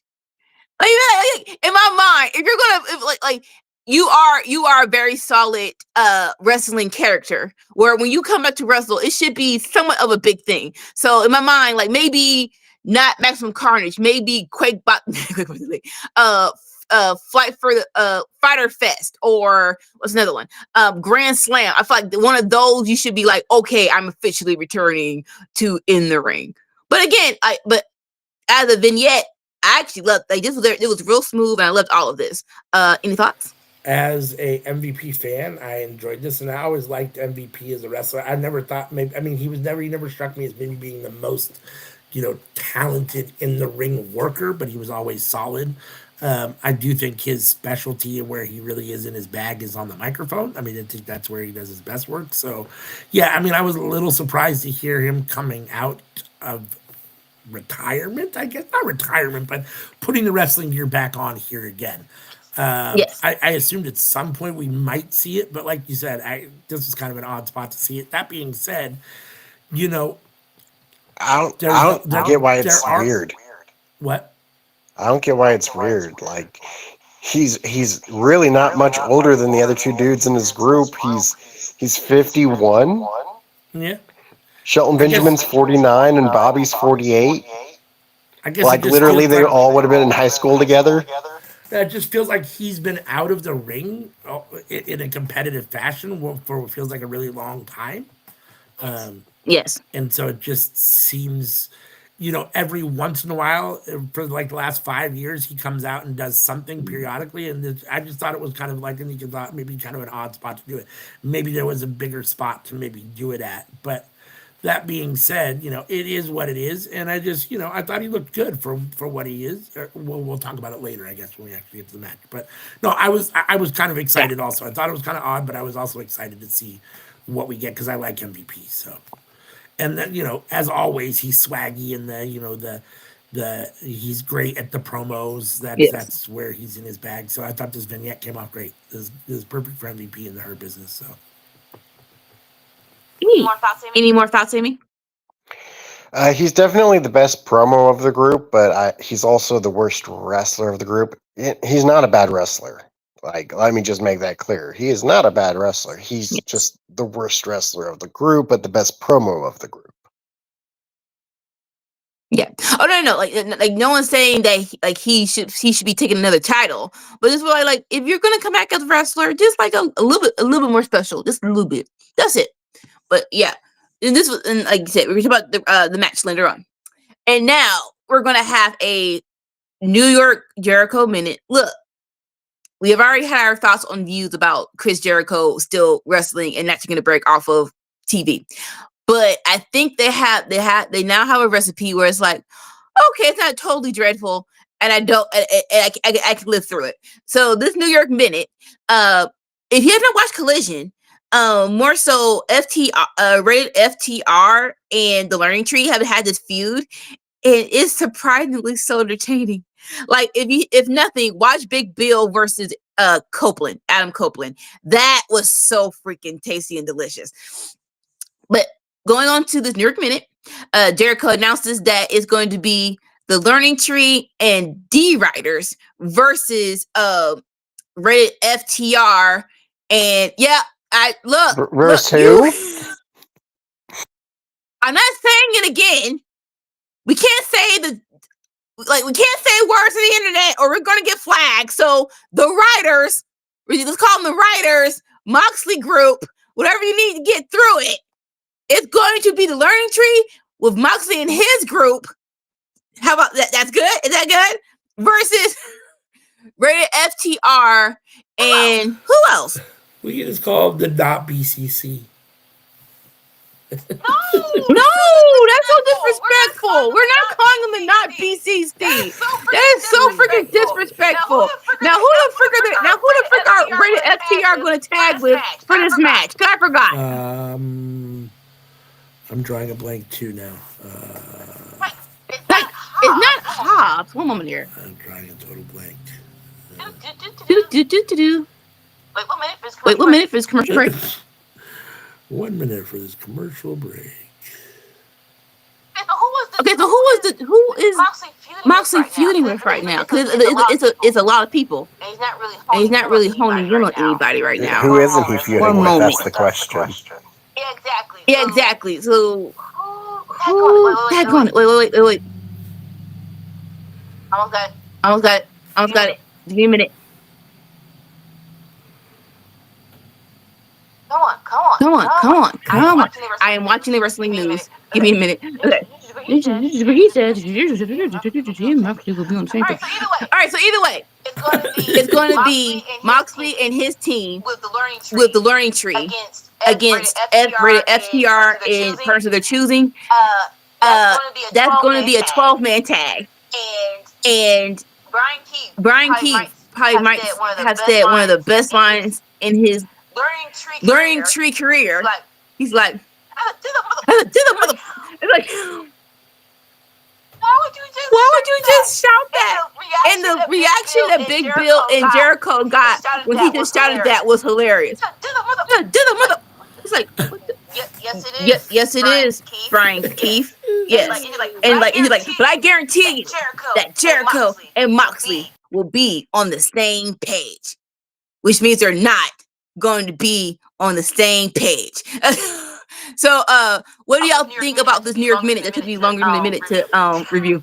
I mean, I guess if you're gonna have Jericho on, this is the best way to have him on.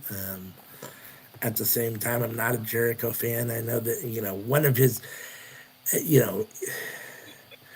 he's a legend. He's a 5-tool player. He can talk. He can wrestle. He can do everything in the wrestling ring. There isn't anything Chris Jericho can't do. At the same time, I never liked the guy, and I don't like him. So, I still having to see him on my TV bothers me. At the same time, again, as I've said many times, I love Big Bill. I like Brian Keith, so seeing them is fine. Brian Keith's hysterical.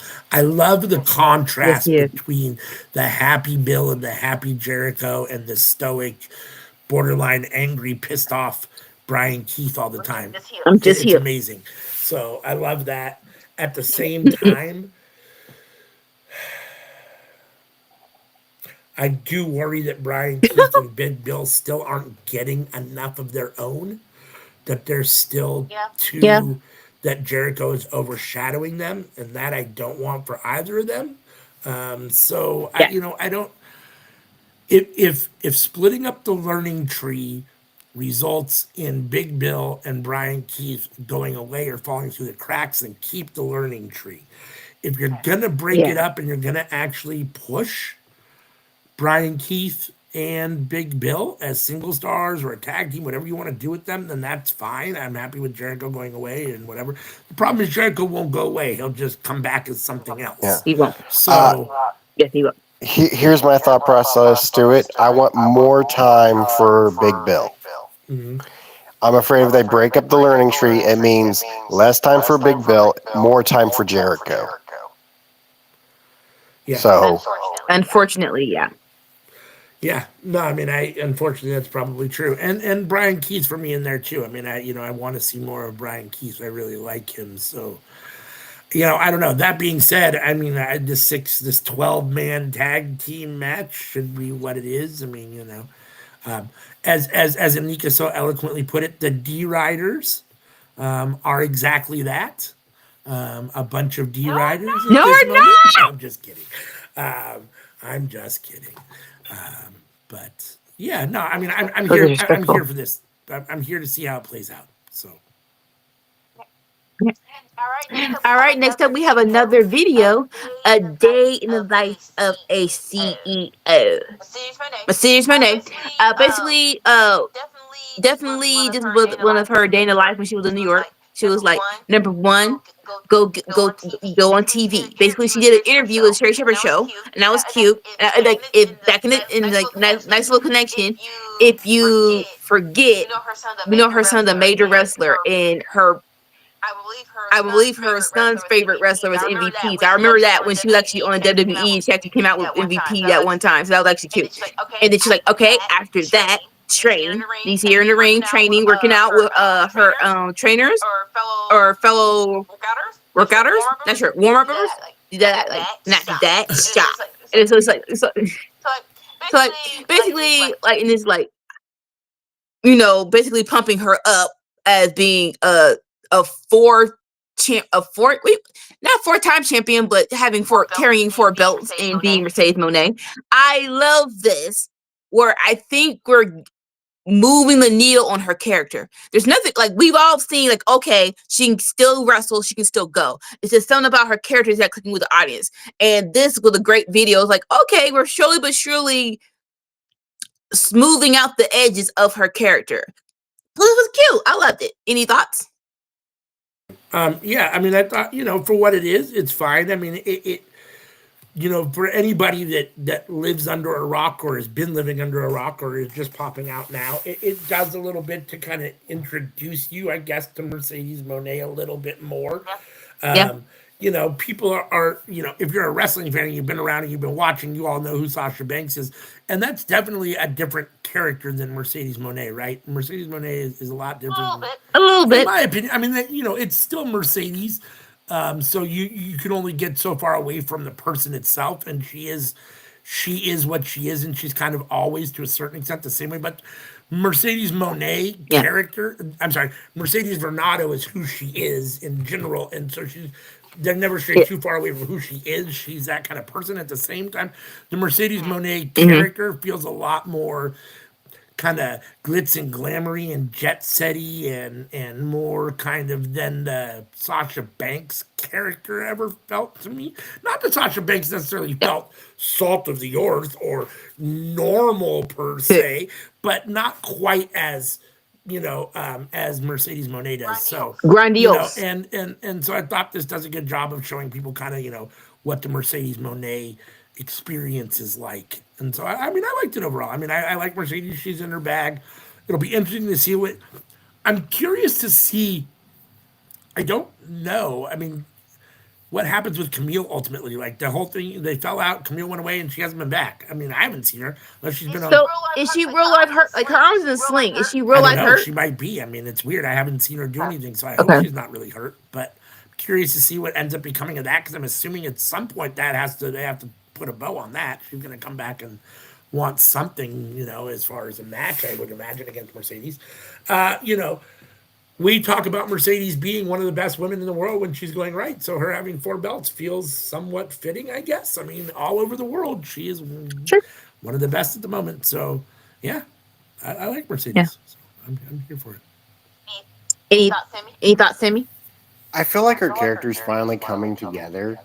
And she's not just, the woman who always has a great match. Yeah. And that's what we all want. Right? So like, because she deserves a well-rounded character. Or it's just like, okay, there's Mercedes Moné. All right. So next we have an in-ring segment where we have Trevor, aka Ricochet, coming to the ring and being swarmed by an insane amount of boos. And why not, sir? You basically stab someone with scissors. And all right, side note, commentary. We get the joke. Stop saying the joke.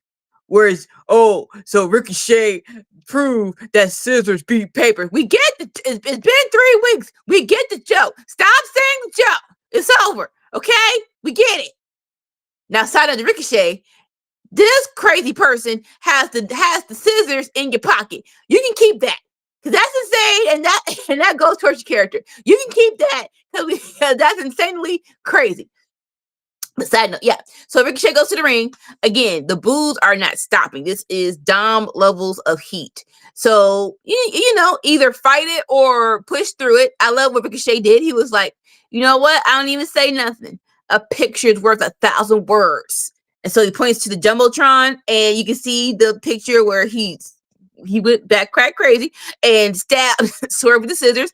But it was only for a split second because whose house? Swerve's house. So the music plays, and Trevor, I'm sorry, I'm calling him Trevor. He's like, all right, bet. He's trying to ready himself for Swerve to come out of the portal. But he baby, turn your back. because Prince Nana hits him in the back of the chair. And then, of course, before he hits him, and on cue, Swerve, when that jack, then that's where that jack. So Prince Nana hits Ricochet in the back, and then Swerve comes out with this slow, menacing walk. And it's like, I love this because it gives us more time to see Swerve. It gives us more time to see Nana do the dance because it's still hilarious. It's like he's like, come on, we got him, come on. And so that was hilarious. And so when Swerve finally reaches the ring, he has his chain around his neck. He no technique at all. He just swings it at Ricochet, and Ricochet thankfully dodges it out the ring, and he's like, no, my gosh. And so he runs through the crowd and swerves on his heels. But all in all, Ricochet escapes, and they're doing a good job with the story. Keep it up. Any thoughts on this segment? Sorry. Yeah. No, I enjoyed it a lot. I thought this was good. I mean, I was a little concerned to begin with when I saw Ricochet making basically a heel turn or being a heel. I wasn't sure how that was going to totally play out, but the crowd, he's doing a great job because the crowd is definitely giving him heat. So, and it was, it was a lot of heat, and the right kind of heat, not go away heat, the right kind of heat, right? So, the heat that you want from someone that's being a heel. So, no, I loved it. I get. Wrestling does these things, and I understand it plays well on TV for storylines and those kind of things. But, after watching wrestling for, I'm 48, so after watching wrestling for 40 years, I've probably been watching since I was like 8. After watching wrestling for 40 years, I get real tired of the entrance music distracting the guy in the ring so that he gets blindsided by the guy he doesn't see from behind. It's like, dude, it's one of it is what it is. Every wrestling company does it all the time. So, but beyond that, no. I mean, Swerve and Ricochet, if you're not here for that, then you're, in my opinion, not a wrestling fan. I mean, the fact is that, these two are amazing in the ring, and whatever they come up with for a match is going to be insane. And so, I'm here for all this. I mean, the feud is great. Both men are solid, and I love it. And I'm actually very much enjoying heel Ricochet. I think he's doing a very good job. Yeah, right? Yeah, I wasn't totally sure whether I would like it or whether it would get over, but I'm enjoying it. I mean, and honestly, heel Ricochet has a little bit more personality than face Ricochet ever did. I mean, nothing against Ricochet, but face Ricochet is a little boring and a little bland, honestly. So just gives him a little spice. So I like it. And it feels like he's enjoying it more. It feels, you can almost feel kind of like he just seems happier. And I don't know if that's being away from WWE. I don't know if it's being heel. I don't know what it is, but he just feels a little happier. You can just kind of see it. It just, so. Yeah. Sammy, any thoughts? Definitely good. Some of the best that we've seen out of him, honestly, since he's like ever. Like, when it comes to characters, I think people, more so fans, need to realize, unless you've been having these thoughts of your character since you were a kid, and some people do, developing something to get over takes a minute. It's not going to be instant. It's not going to be is that going to come to you right when you get to the company. But I am glad that we're finally getting it. We're just like, okay, there you are. There it is. Now let's go. Now we can do a story where people care about what you do in the ring. Because that's more so like, well, what's the reason for a character? Because some people they're interested in the story. So they do want a reason of why you're fighting someone. So I am happy that we found a character in Ricochet, or it's like, there you are, and now this is why we want to see you get your behind whooped in this match. But all right, okay. So next up, we have a match. The next match is the Hurt Syndicate versus Mark Briscoe and Private Party. I have mixed feelings about this because I am a Mark Briscoe fan. I'm a Private Party fan, and this was basically a squash. It was basically a squash. What happened was, Mark Briscoe got worked by everyone in her syndicate. He got worked by Shelton Benjamin, got worked by Bobby Lashley, got worked by MVP. Side note, I did love when MVP did the bullet. It's like nostalgia. It'll get you every time. Finally, Mark Briscoe was able to get to Private Party, and they did a nice little hot tag. But all in all, her syndicate wins with Chosen Bitterman getting the 1, 2, 3, and MVP does the kick to one of the Private Party people's faces on the outside. Like I said, it's not that I don't want her syndicate to be strong, but can you find someone else for them to beat up on? It's like these are your tag team champions, and it's Mark Briscoe. It's like, can they beat up on somebody and then have this match and win? It's like, like, especially you just let him beat Mark Briscoe last week, and now you're basically letting him get beat again. It's just like, come on, man. And like, look, I'm not opposed to her syndicate having the tag team championships, but Pirate Party deserves more. But evidently it's not going to happen. So just call me when y'all finally pull the trigger. And there it is. Any thoughts? Yeah, I mean, I want more from Mark Briscoe in general. I was excited when they gave him a singles title, and I thought, here we go. The run he had with that belt was okay for a minute, but it wasn't, not what I thought it should have been. Private Party, I don't know that I necessarily think Private Party deserves more, although they're good. I do think after seeing them back together again and Mark Quinn back and healthy, I do think that Isaiah Cassidy's probably a better singles wrestler. Okay, let me rephrase that. They're a solid tag team. I think there's more legs for Isaiah Cassidy as a singles wrestler than it seems to be for Private Party as a tag team. Even that being said, even with them being tag team champions, it feels like they don't. I don't know that as a tag team they deserve more. Those tag team championship belts deserve better booking and better creative from the people backstage, whether that's Tony or who's ever doing it. It's underwhelming, and it has been for a while. Periodically, you put the belts back on the Bucks because you think they think that it gives it credibility again, but it's still not enough with the amount of tag teams and quality tag teams you've had there and have.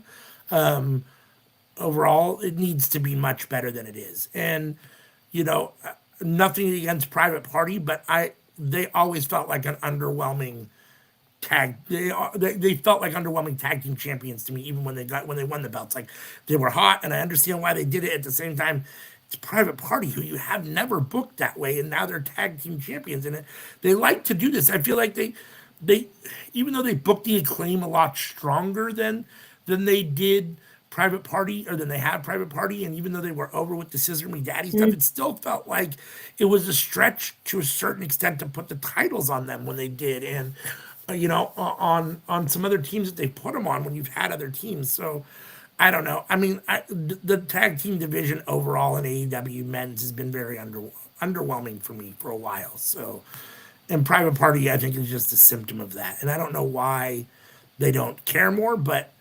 And again, it doesn't need to just be on the Bucks or FTR or, when they were there, the Lucha Bros all the time. But when you have those kind of tag teams and it's on a Private Party or it's on the Acclaimed, it feels, I don't know, like it's doesn't have the same, I don't know, like it shouldn't be maybe. It's weird. I don't know how to explain it. But. No, because like when you have Private Party beating the Young Bucks, or you have Acclaim beating Vermin or Glory, it's like, okay, I have a plan for them. They should be at least one other great tag team to solidify this reign. And it feels like, oh, we're just gonna let them beat the Young Bucks, and we have nothing else for them. Like, we're not even gonna try to build them up. We're not even gonna try to make them a little bit more important. We're just like, all right, it is what it is. It's like, no, especially not for your tag team champions. You gotta put some effort into this. And like you said, and for tag team division as a whole, they do. Even though I don't like them just like, oh, Private Party, you're out, here's to get in. When they do it, because they're going to do it, we need a solid tag team run. Where it's like, okay, we need a Christian Cage TNT level run with a tag team championships, where it's actually a story. It actually matters. People are paying attention to it. That could happen with the Hurt Syndicate. I'm hoping it happens with the Syndicate. Because there are some great tag teams. We just got to rebuild this division up. We actually got to put some time into this. Sammy, any thoughts? Say again. We got to put some time. Well, your thoughts on the Hurt Syndicate, Private Party, and Mark Briscoe. And if you have any thoughts on the tag team division, those two, yeah. Like if the Hurt Syndicate and like Private Party as like a unit, and they put the tag titles on Private Party for being with the Hurt Syndicate, like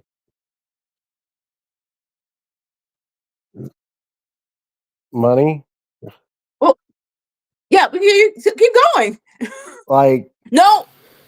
Hurt Syndicate, like they have sort of like a sort of swag to them, a sort of style, and I feel Private Party match that very well. So that's another thing, and then we'll move on. They gotta get someone else in Hurt Syndicate. It's like, how you gonna pass out all the cards to everybody, and as of right now, ain't nobody joining your group? I'm not saying I'm not saying everybody should, but I think one of them should join your group, sir. I'm like, dang. Yeah. I mean, if you're gonna do, it's that same Sean Spears deal, right? If you're gonna be recruiting people, you got to have some people actually accept. You can't just be rejected week after week. It undermines your credibility as a faction. If the idea is that you're a guru, especially MVP, then why wouldn't people want to come to you? Why wouldn't everybody just be flocking to join? Yeah, I understand you guys are heels, and some people don't want to do that, and all those kind of things, whatever. But at the same time, like, if you can boost my career, why would I not join you? So, I mean, in that regard, yeah, they've got to recruit somebody eventually, and it's got to be sooner than later. All right, and now to the segment of the night, for better or for worse. We have Jeff Jarrett coming out the ring for a live segment. Before he opens his mouth, didn't it? And here MJF coming out, basically to taunt Jeff Jarrett. And all right, okay. So I'm gonna start with how I believe they wanted this segment to go. Basically, they wanted the young dude and the old dude to do the same thing, because it's like, okay, we're cut from the same cloth. Anything you can do, I can do better. What happened was not that. So we have MJF doing his MJF thing, where he's mowing down Jeff Jarrett. He's like, "Well, look at you. You're supposed to be the last outlaw, but it's only because this is your last year, and that's not even because of your thing." And it's just like, well, and it's like, well, you know what? How's Karen doing? You know what? She's a nice little MILF. Like, maybe I should go on a date with her. But don't worry, I'll give her back. And you gotta, like when I give her back though, she'll finally know what it's like to taste. What's Jeff? What MJF called himself? Not a generational talent and a Olympic gold medalist ball in her mouth. This is like, okay, you're MJF, fine. Jeff Jarrett tries to come back at him because it's like, I've done this. It's like, sir, I've heard all of this. Oh yeah, and Jeff called him alcoholic, all that good stuff. And so he's like, boy, I've heard this, and I have done this better than you. And Jeff Jarrett missed the line, and you know it, or baby. It's like, sir, you didn't say one or the other, but it's fine. I digress. And so he tries to do the same thing, but it's not as smoothly. It's so I'm just gonna hit on some points. He's like, so I'm hearing that we're cut from the same cloth because your mother was a call girl. It's like, okay, damn. Hold on, wait. For someone who likes social media, and we've seen his mama was a nice lady with a sign. So you're going real hard on this. And then your girl, wasn't she a call girl? Number one. when was the last time someone used the word call girl? It's just like so you're showing your age. Number one, it's like number two. What did she do to you? With MJF, you can at least say that when he says that he's trying to egg you on, it is part of his rouge on the program.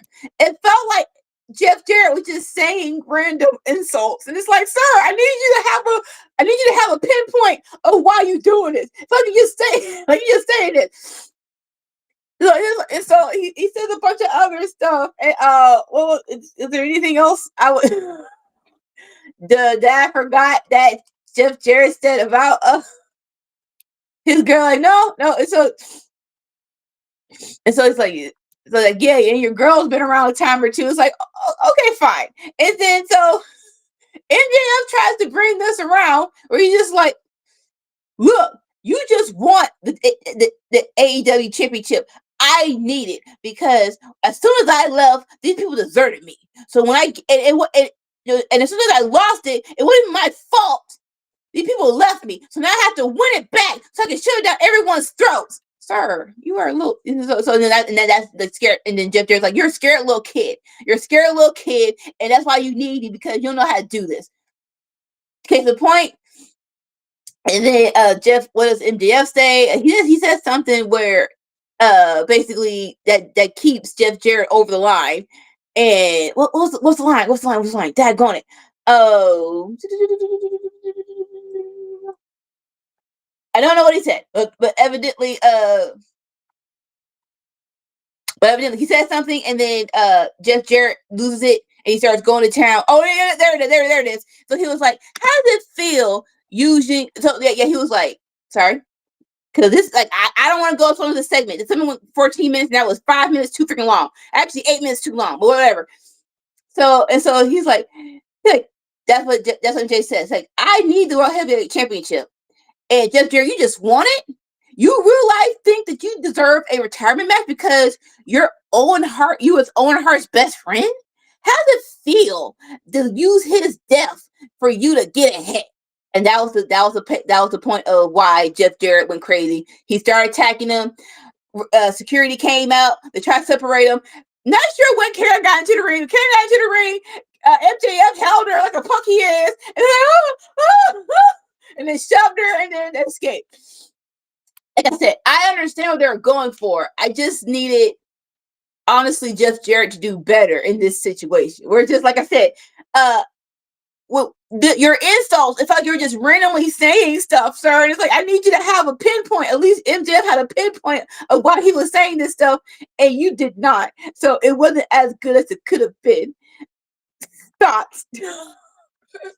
Wow.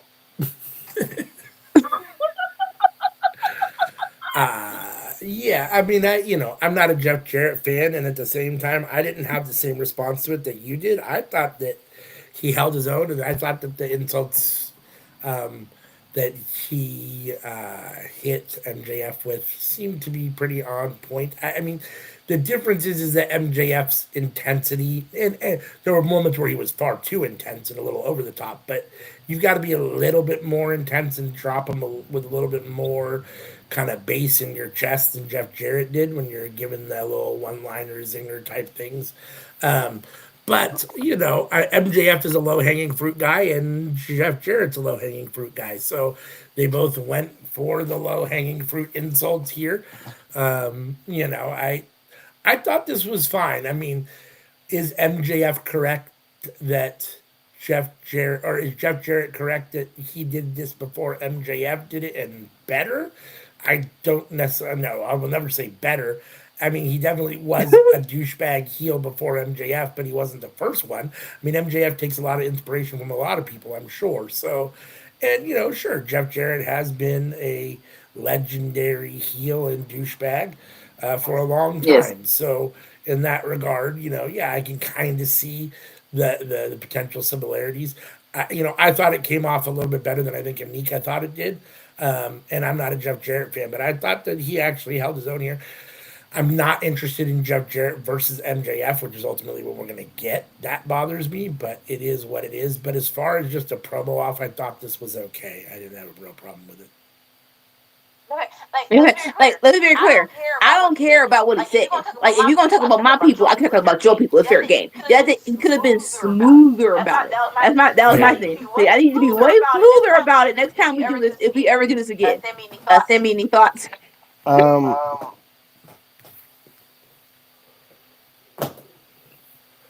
mean, I don't have any complaints. I thought like MJF always does a great promo, and like these two together, like it works for me. Okay. All right. And that's positive on that part. I do think this should not be a long feud. Whatever the next pay-per-view is, let's do the match and be done with it. Don't be a Jericho and drag this out longer than you need to. Let's do the match and be done with it. All right. So next we have our next match. It is Hook versus Christian Cage. We are finally settling this score of Hook and Christian Cage. It was no disqualification, and this is right up of Hook's wheelhouse. I love that Christian had an entrance, and Hook was like, "Screw all that. You heard my daddy. I'm kicking you behind." So, so as soon as Hook hit the ring, it was balls to the wall. I love all of that, and of course, Christian being the crookedy heel he is, like, stop. I'm sorry. Come on, bring it in.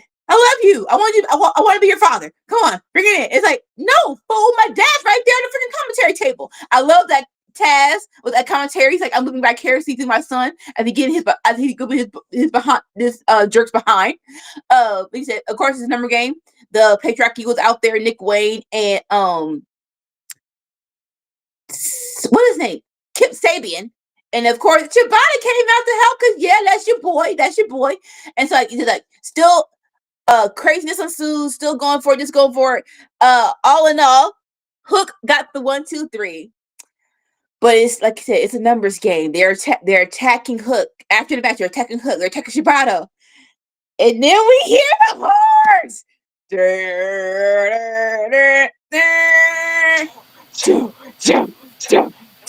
My Joe! It's back! Yes! Look. I have favorites, and certain people makes AEW feel like home. And Joe is one of those people. So him coming back is like, my boo-boo is back. Let's freaking go. And of course, you don't miss a step. He's going balls to the wall, and we have our little Pulp Fiction group again. Shibata and Joe. I was loving them. I was loving them before Joe left, and it's like, you're back together. And someone said it. I'm gonna whisper it because we don't want old boy to hear. It was Jericho who took Joe out. Let's not do that. Give me Joe versus Christian real quick. Yes, we can do that. And yes, that will be fantastic. So that's the end of the segment. My Joe is back. Any questions? Any thoughts? Yeah, I mean, I was extremely happy with this. I mean, I thought that, I think I might have said this before, and obviously it should be said as it goes on, and we'll probably say it again and again. I think this may have been Hook's best match to date. I thought he looked better in the ring than I've seen him look, and I'm sure a big portion of that has to do with Christian Cage because he's so good.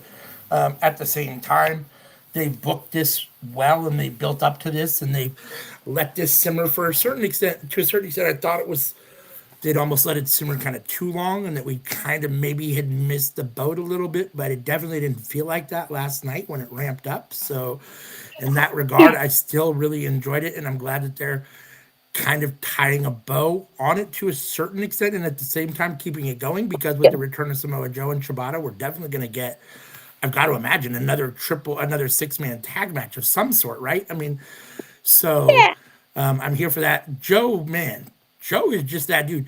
And he's so swaggy. Like, just everything he does, and like it's not even that normal, like when someone does a tope and he moves away, but when whoever someone came in to do a splash in the corner and he just walked away, he literally, I mean, it's not even that same move, but it's that same style, it's that same.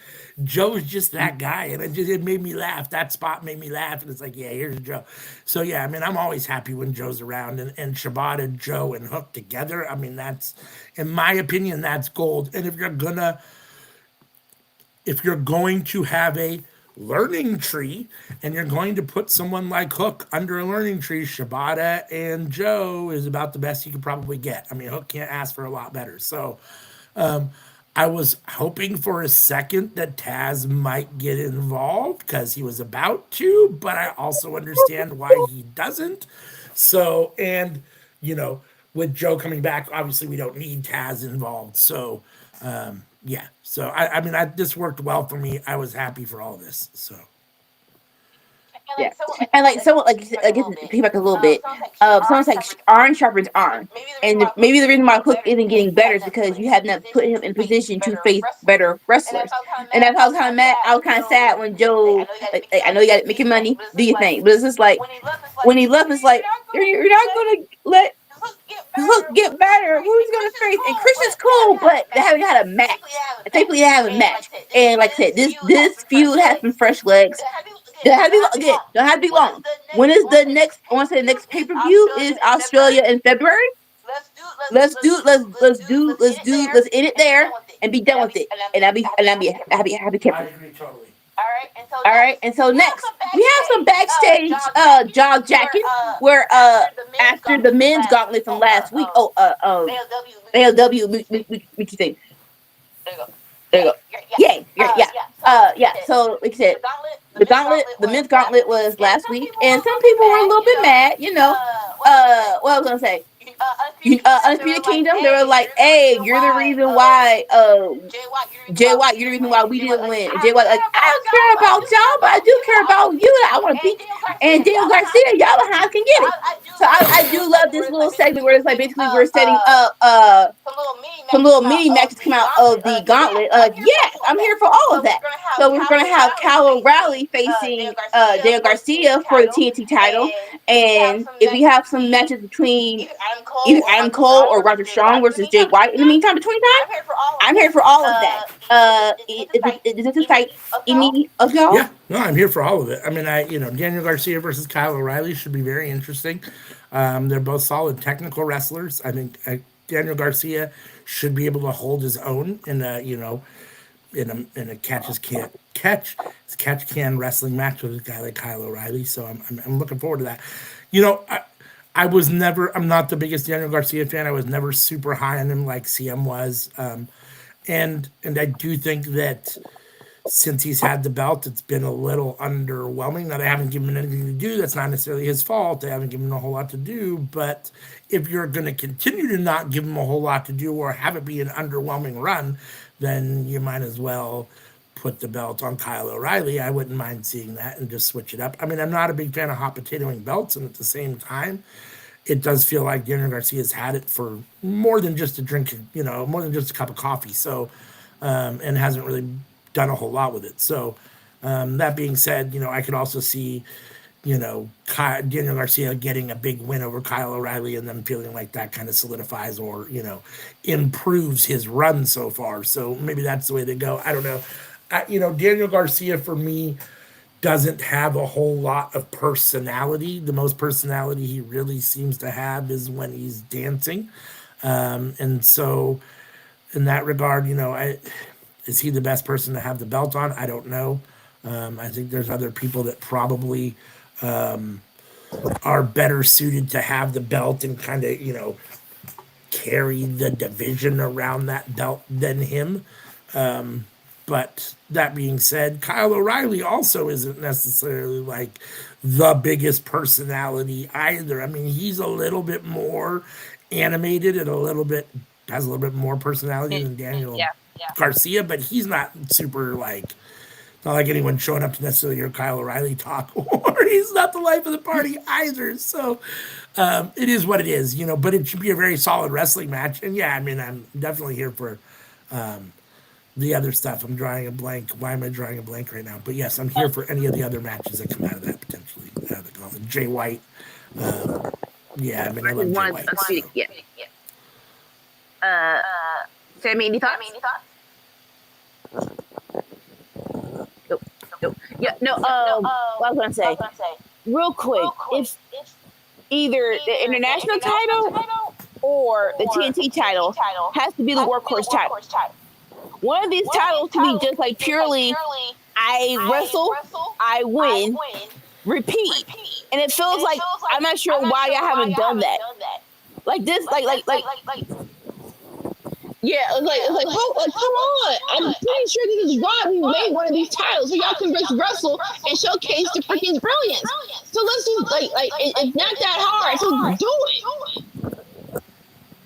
Yeah, so like I said, either give Daniel some more matches, or put it on Cal or Roderick and give him more matches. But we need more matches for one of these titles. Agreed. Okay. And then next up, we have a backstage segment with what you call it? Dustin Rhodes encouraging Jeff Jarrett. And it's like, look here, they don't know. We're the last outlaws. We have something they don't have. So you just have to persevere. They're always down. But just keep going. Like, sir! I am pretty sure you was retired 3 years ago. You keep saying no. I am pretty sure if someone goes back in the archive of YouTube, he said my freaking retirement year either 2 years ago or 3 years ago. But for some reason, he's in my face with 2 titles. Now look, I love Dustin Rhodes. I think he got better when he was facing Cody. But he should not be having 2 titles. And Jeff Jarrett has more time on TV is the Cody. So,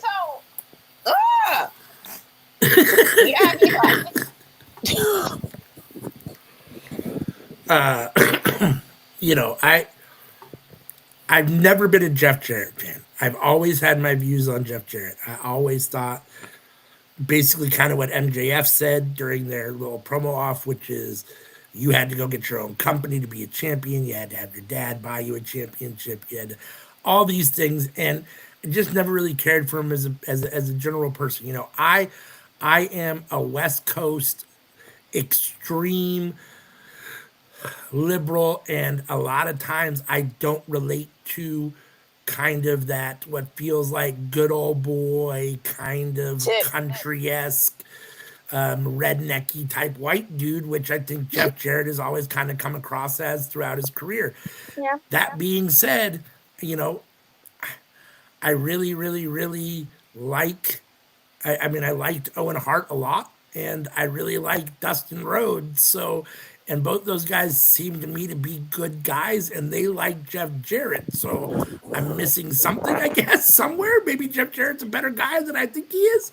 I mean, I said this before about the Owen Hart stuff, too. Like, how can someone who's considered one of the better guys in wrestling history, Owen Hart, be best friends with someone who I think is a total douchebag in Jeff Jarrett?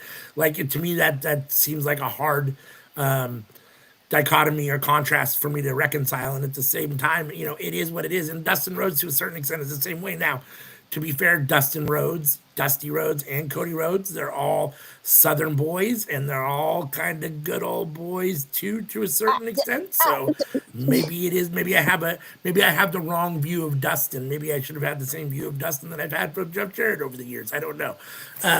But for whatever reason, Dustin never really struck me that way. So I never really took that way. But it is what it is. That being said, Dustin coming out and giving Jeff Jarrett a pep talk and using all of the traditional cliches about, whatever they are, about you've got this, and you can win this, and all this. I don't need it. I don't need it. I mean, I understand, I guess, why they do it, but I don't need it. This was one of those things you could have left off the show. You could have definitely left off the show and gave more time for the women. More so with country dudes. It really depends. Like, it really, like you can get a redneck and you can get a liberal redneck. They're all rednecks, but they're going to be kids by the rednecky, but some are more liberal than others.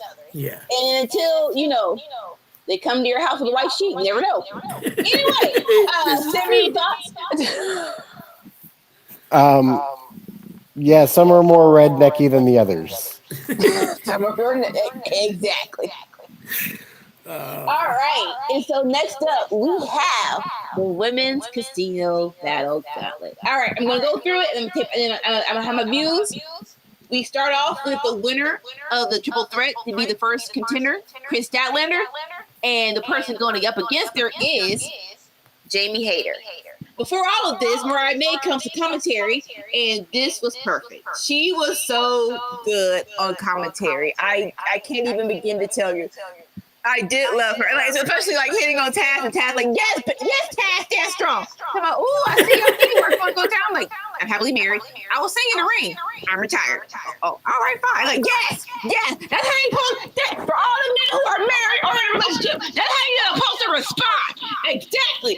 Ain't nobody got time to be entertaining chicks. Anyway, all right, like I said. The match starts off with Statlander and Jamie Hayter. Love that. That's a great start to the match. Like two beefy, lovely ladies, you know. Call it beef and cheeks. Let me think weird. Anyway, yes, these are very strong women going at, and I love it. And then the third contender is this lady named Megan Bain. Now, commentary said that she used to do Dark Elevation matches here, and they finally reintroduced her to the AEW roster. I love what Mariah May did in this moment. She was just like, she's on the roster. How is she here? I love Mariah May in this segment. She did her thing. She's like, look how big she is. Did she eat baby? And I'm like, what is wrong with you? You are so stupid. Let's stop real quick because, like I said, I love how they positioned her in this moment. I don't know who Megan Bain was, so I wasn't so. This wasn't an exciting moment for me. Was this an exciting moment for either you, ALW, or you, Sammy? Yeah, I was pretty excited. Like she's not my favorite or anything, but she's good. Were you at least surprised and happy? Yeah. All right, ALW, any thoughts on Megan Bain in the Women's Gauntlet?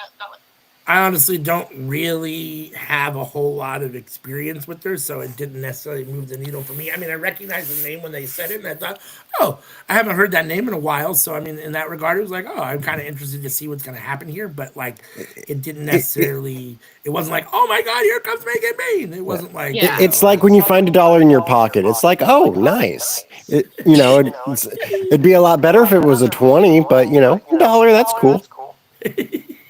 Hey, I like that analogy. All right. So like I said, they gave her a very nice showcase. I love her outfit. I'm gonna call it outfit. I'm a female. I love her gear. There we go. Better word. I love her gear. She came out as a very powerful force. She kind of reminded me of Statlander, where like she was very tall, very powerful, clothesline the crap out of everybody and just thumb people around. So that was good. Like, all right, cool. She's a very noticeable person. I'm not mad at that. All right, next up came in was Julia Hart, and so what I love, on site. Jamie Hayter came out like, oh, I don't like you. So before she even reached the ring, her and Julia was going at it. All right, cool. And then next up, Willow comes out, and of course, I love the pop that she gets. It's like, TK. Do you see it? She got a pop. She's a star. She should win something. Okay. And so, yeah, she came in and she's doing her Willow thing of just being a big, lovely lady and just tossing women around. I love the nice little moment with her and Statlander where they actually helped each other out and double suplex somebody. And they're like, oh, are we friends? We're friends. But it's a gauntlet. So I'm going to suck the crap out of your chest. Oh, me too. So they had a little chest slapping competition. That was beautiful. And then that was fun. And then next up, the suplex Megan Bain. And so then after that, one moment here, who comes up next is it? I'm watching a review of it. So, I do like. It doesn't matter who comes next. It is Tony Storm, the rookie. It's Tony time, and Tony is being the great actress that she is. She's like, all right, I'm gonna come in, I'm gonna do my best, and I'm just gonna try to run wild. And it's like, yeah, so it's Tony Storm, and she, the pop she gets is just unmatched. It's like I need y'all someone needs to get the rub off this pop. You know what I'm saying? It's like someone needs to get bigger with this, Either way. And then here comes Harley Cameron. Look, I'm not sure what happened to Sriracha, aka Saraya, but baby, let Harley Cameron be about herself because she is so entertaining, and I love her. Like she. Again, not to compare, but this is a good comparison. She is the Chelsea Green of AEW. So, and unfortunately, she's never gotten a win. So when she finally gets a win, that's going to be so good. Please do it on Dynamite. Please do it on Dynamite. And I love how it comes in because, like, even though this was a decent gauntlet, nobody was, what's the word? The rule of the gauntlet is whoever gets the first pin wins. And it feels like the women didn't quite know that or were focused on that because it's like, hey, 1, 2, 3, somebody cover somebody. We're all just doing moves. But Holly was like, nope, I know the rules. And so she just comes in and she's just like, nope, 1, 2, 3, nope, no, 1, 2, no. He's like, yes, do what Harley's doing. Try to pin someone. So she's going wild. I love it. But unfortunately, Julia Hart sprays her with the mist. It's like, you punk.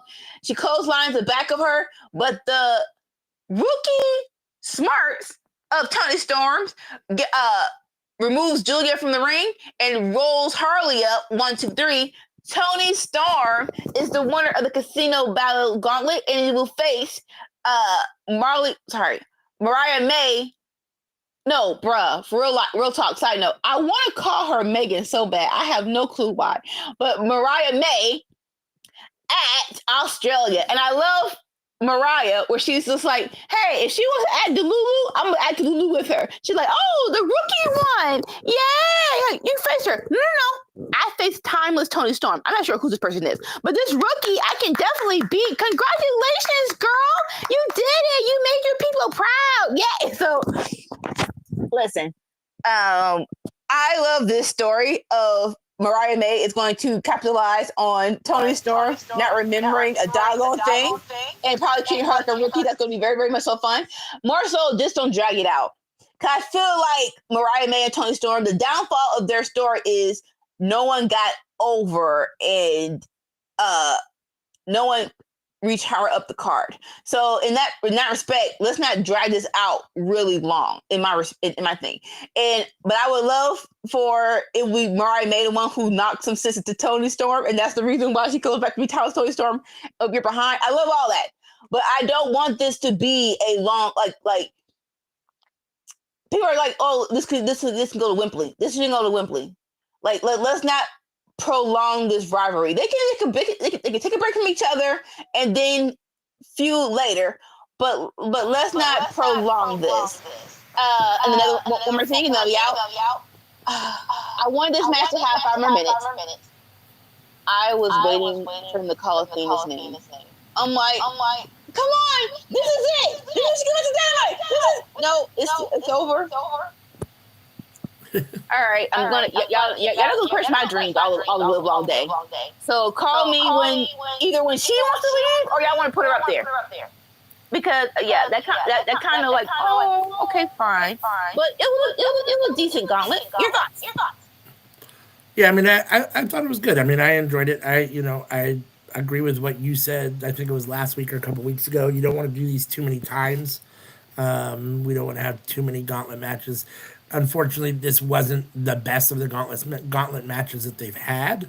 That being said, it wasn't terrible. I thought that honestly, and this is I mean, it's not really fair, but the best part of it for me was Mariah May on commentary. I thought she was amazing, which is saying a fair amount because I did think that to date, kind of her weakest tool since she's been in AEW may have been her talking.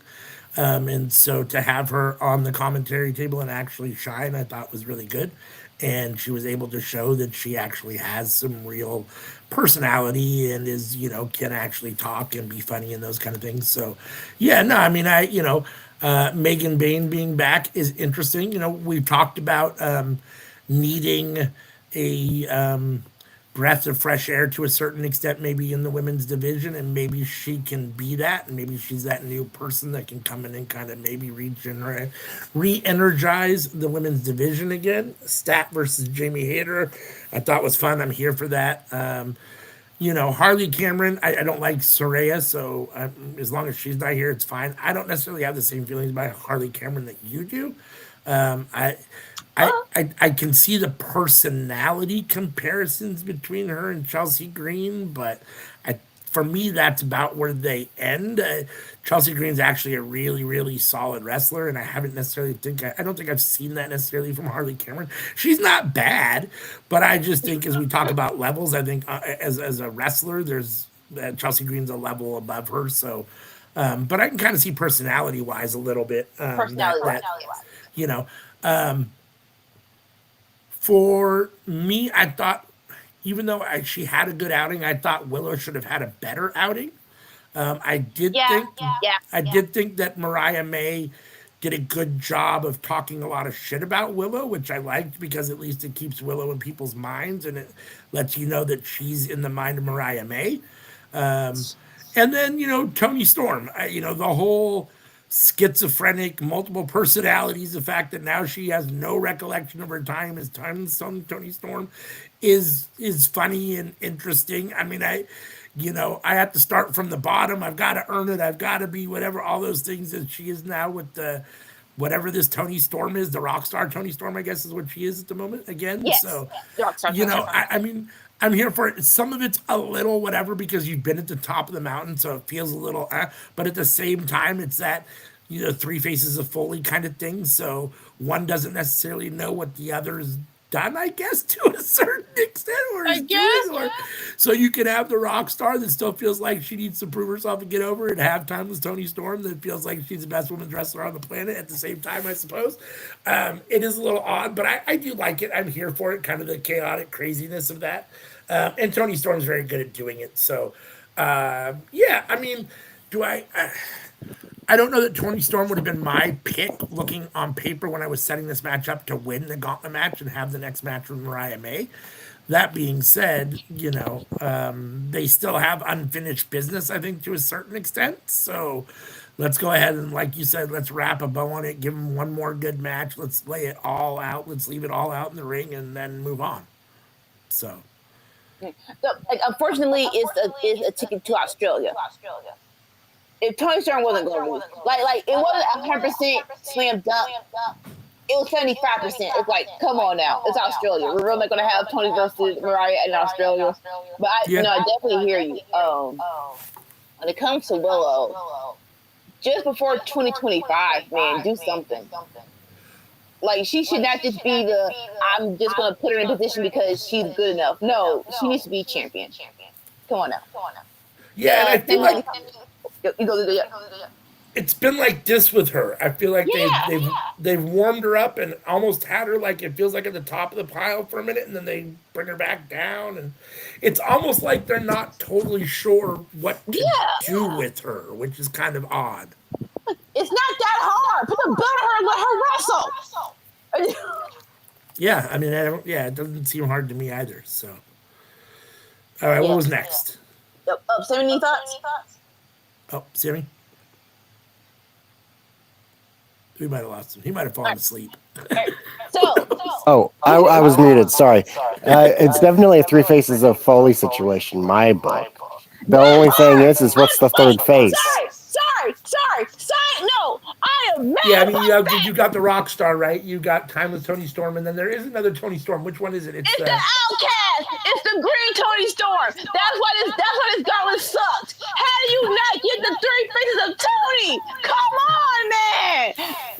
It was right there. Timeless, Rockstar, Outcast. Oh yeah, Outcast. Yes, the Outcast Tony Storm. So that's right. Yeah. Let me say that, Sammy. I forgot that I wanted that in this match. Come on. All right. All right. So now it's time for the main event. For the main event. Powerhouse Hobbs versus and they're in Kansas. So yeah, Kansas City's own John Moxley. And like it's a little, topsy turvy day. It is one of the things I appreciate about AEW, where it's just like heel or babyface. This is your hometown. We're gonna let you have your time, right? It's like why fight it? Like you should like you're hurting yourself if you're trying to fight the hometown crowd getting behind their home son, right? So I love that Moxley comes out not directly from the crowd, but actually from the cold because I'm from here. This in the words of Bane, I was born in darkness. I was born in the winter. So he's out. So he comes from the cold, has a ski cap on in his jacket. He comes into the building, takes it off. He's getting hyped up by the crowd. Let's go. So I love this match where it's like, even though it was they're in John Moxley's hometown, it was still Hobbs was not treated as a heel per se. It was just like, we love Moxley, but you cool too. And Hobbs doing his Hobbs thing where he's actually a powerhouse and just slinging Moxley all over the place. I like, okay, we're actually presenting Hobbs well in this match. And then it's been a minute since we've seen John Moxley bleed. And he's like, you know what? Let's make up for lost time. So Hobbs is beating up Moxley. They're in the corner of the ring, and that fool wants to bite Moxley's ear and bite the earring out of Moxley's ear. And sir, why was that necessary? Like it felt like a freaking pig in a butcher house. Like sorry, it's like it hit from 0 to 60. He bit him once, Moxley pushed him off, and then he went back and bit him. Oh no, he bit him once, he spit something out, and then he went back and bit him again. And it's like, sir, and it's like it feels like we went to actually got a commercial break. It's like, sir, did he stab you too? Like it's like it was so much blood. Like I said, it's been a minute since Moxley bled, so he's like, yeah, I feel alive now, sir. I need you to have a different perspective of how to feel alive. Anyway, like I said, so Moxley counts for the cutter. He's trying to get his momentum back, but Hobbs is Hobbs. And I love that they're presenting him as the strong force, because it's like as soon as things got too difficult, Marina Shafir interfered, where she made sure Hobbs got at the she grabbed Hobbs' leg or made sure he got out the top rope. She's like, hey, that's my boss. But like that didn't happen. So Hobbs was still going strong. And then this was hilarious. Yuta comes out and needs Hobbs, and then just runs off like a little twirl, like how you just ran off like knee. Bye. I did it, boss. I did it. I love that. That was so freaking hilarious how Yuta did that. But Hobbs is still not going down. It takes John Moxley choking out Hobbs to get the win. He didn't even tap. He just got choked out. I love that. If we're going to put Hobbs in a better position, this is how you present him in defeat.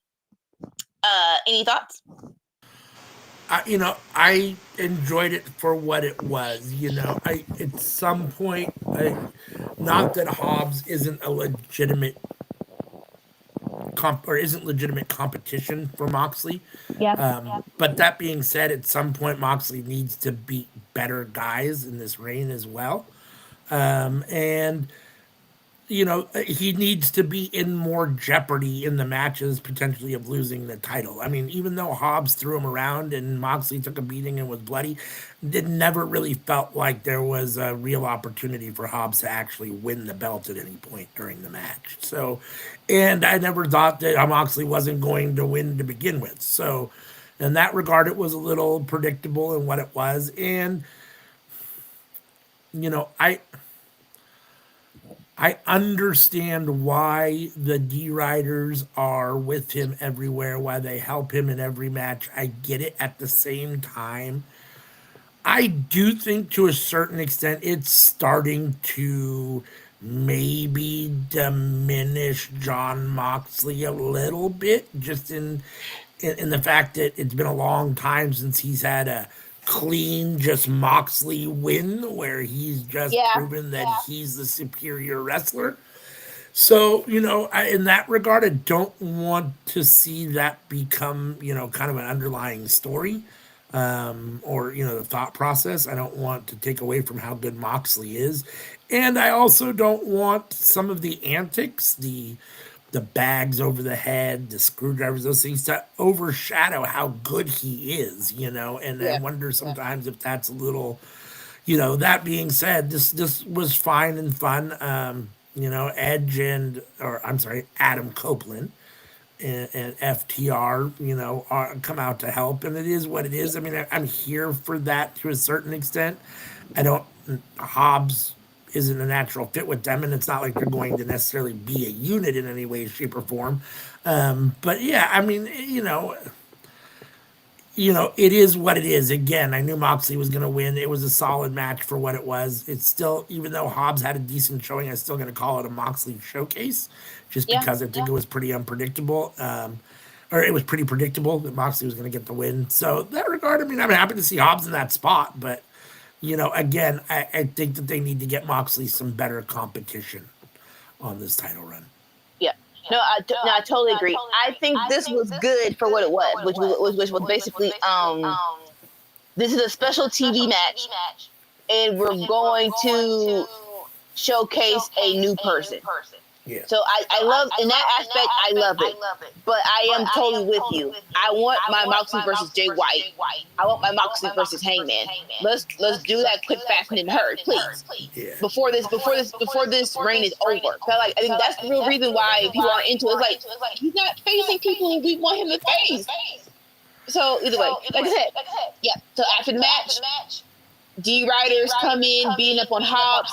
They remove his brace. They put the chair underneath his leg. They hop on it. FTR, like, I need the people who come in to rescue to go a little bit faster.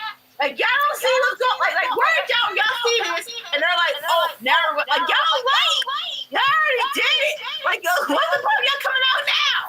I can't get beat up no more. So, Wait, who hopped on it? not sure who hopped on, but one of Moxley's teammates hopped on the chair and hurt Hobbs' leg. You crackhead, emotionally. Sorry. I just needed the clarification that the D-Riders hopped on it. As much as I try to avoid that, you nut. I'm gonna punch you in your throat.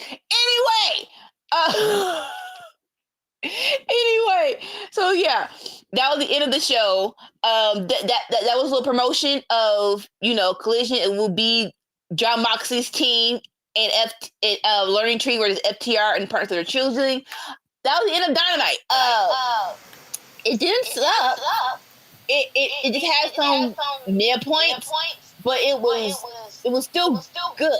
Like really, really good. Great. For me, it's still the wrestling show, and you can't get past the quality of wrestling for the most part. Some of the segments were down, but the wrestling is always top notch. For me, it was definitely better than Raw and NXT this week. I'm not totally sure what grade I want to give it, but it was definitely better than Raw and NXT this week. It's in the A category somewhere. It's either A or A minus, I think. I'm trying to think. I mean, maybe with the predictability of Moxley winning and the fact that it's that the D-Riders are all over everything, maybe that does take a little bit. Maybe it's a B plus. I'm not sure. Let me think about this for a minute. Somebody else give a grade, and I'll think about it for a sec. Sammy, do you have a grade? As ALW just said, the D-Riders were all over it. I have to give it an A. Can I give you an inch? Oh, for me, comparative wise, I wanted more for this for this show, so I can't give it an A. Like the Garlic, and it's on me. It's on me. I wanted more time. I wanted Athena. That didn't happen, so it's like and then Jeff Jarrett MJF match showdown, and it was so long, and it wasn't done well, and it was like the 14 minutes. Why are we doing this for 14 minutes? What are we doing? So with all that, I can't give it an A. Can I say it? Like you said, like even though Hobbs and Moxie did their thing, is that like a main event? I mean, like does that beat Damian versus Finn? Like, it doesn't beat it. I'm sorry. B-. I don't do this with y'all. Ooh, B-. Wow. I mean, for me, Damian and Finn definitely beat Hobbs and Moxley if you're talking just match for match. But I still think AEW is better than both. The return of Joe has a lot to do for it. So I'm going to go A-. I'll go A-. And Sammy went A and Anika went B-. So we're a little all over the board today with AEW. But fortunately, there's only 3 of us, and 2 of us do have it ranked higher than Raw or Dynamite, or Raw or NXT. So Dynamite does take it this week, much to you can see Anika shaking her head. But AEW is our winner again of this week's Winner's Circle. AEW Dynamite reigns supreme, as it always seems to do. Very rarely is it not AEW. Dynamite. Well, hey, New Year. We're keeping an account because at the end of the year we're gonna have the record. Now, as of right now, it is NXT 1, AEW 1. That's right. AEW 1, NXT 1, and Raw WWE's A Show 0. Big fat donut hole. So, as of right now, it's only 3 weeks until. Triple H, while you watch this and listen to this, consider that, please. Take into mind all the things we say. Raw did have the advantage over NXT this week, though. That's true. Raw did have the advantage over NXT this week, so that is true. All right, so I know we've been yakking at you people for a long time, so we'll go ahead and get out of here. We will do a little cleanup, and then we'll turn off the lights. Let's see. Every Tuesday let me get this off the screen real quick so you can actually see it a little bit better. Every Tuesday, we have the Cookout, where we all come together live and talk about what's cooking up in the world of professional wrestling. That's every Tuesday, 7:30 p.m. Pacific, 10:30 Eastern. Next week will be episode 3 of our Lucha Underground watch-along, season 1, episode 3 of Lucha Underground. Join us for that. Then on Friday nights, we are here for Friday Night Fights, where it is Anika and Sammy Joe watching SmackDown and giving you their live reactions, opinions to the show in real time as they watch it. So make sure and join us for that every Friday night, 5 p.m. Pacific, 8 p.m. Eastern. Then on Saturday mornings, which are here with us now, for the Winner's Circle, where myself, Sammy, Joe, and Anika come together and talk about Raw. We review Raw, NXT, and Dynamite, and grade each show and pick our favorite show for the week. Then on Saturday nights, 5 p.m. Pacific, 8 p.m. Eastern. Saturday night is All Right, our AEW Collision watch along. I'm going to do my very best to be able to join CM tonight for that watch along. We will keep you updated as the day progresses, though, as to whether we will do it or not. Then on Sundays, although it is on hiatus at the moment, it will be back. We have Under the Square Circle, usually at 8 a.m. Pacific, 11 a.m. Eastern on Sunday mornings. It's myself and Sammy Joe playing some sort of video game. It has been WWE 2K up to now.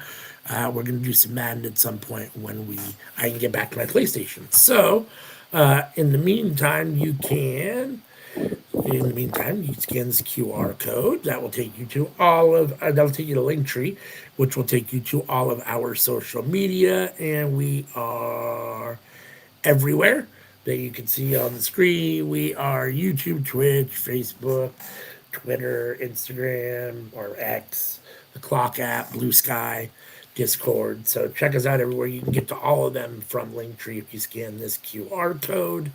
And if you're interested in listening to the Cookout podcast instead of watching it, you can check it out on all of these local podcast places where they have your podcast. YouTube, iHeartRadio, Spotify, Amazon Music, and you can listen to past episodes of the Cookout. I believe that's basically it. So until next time, peace. Bye.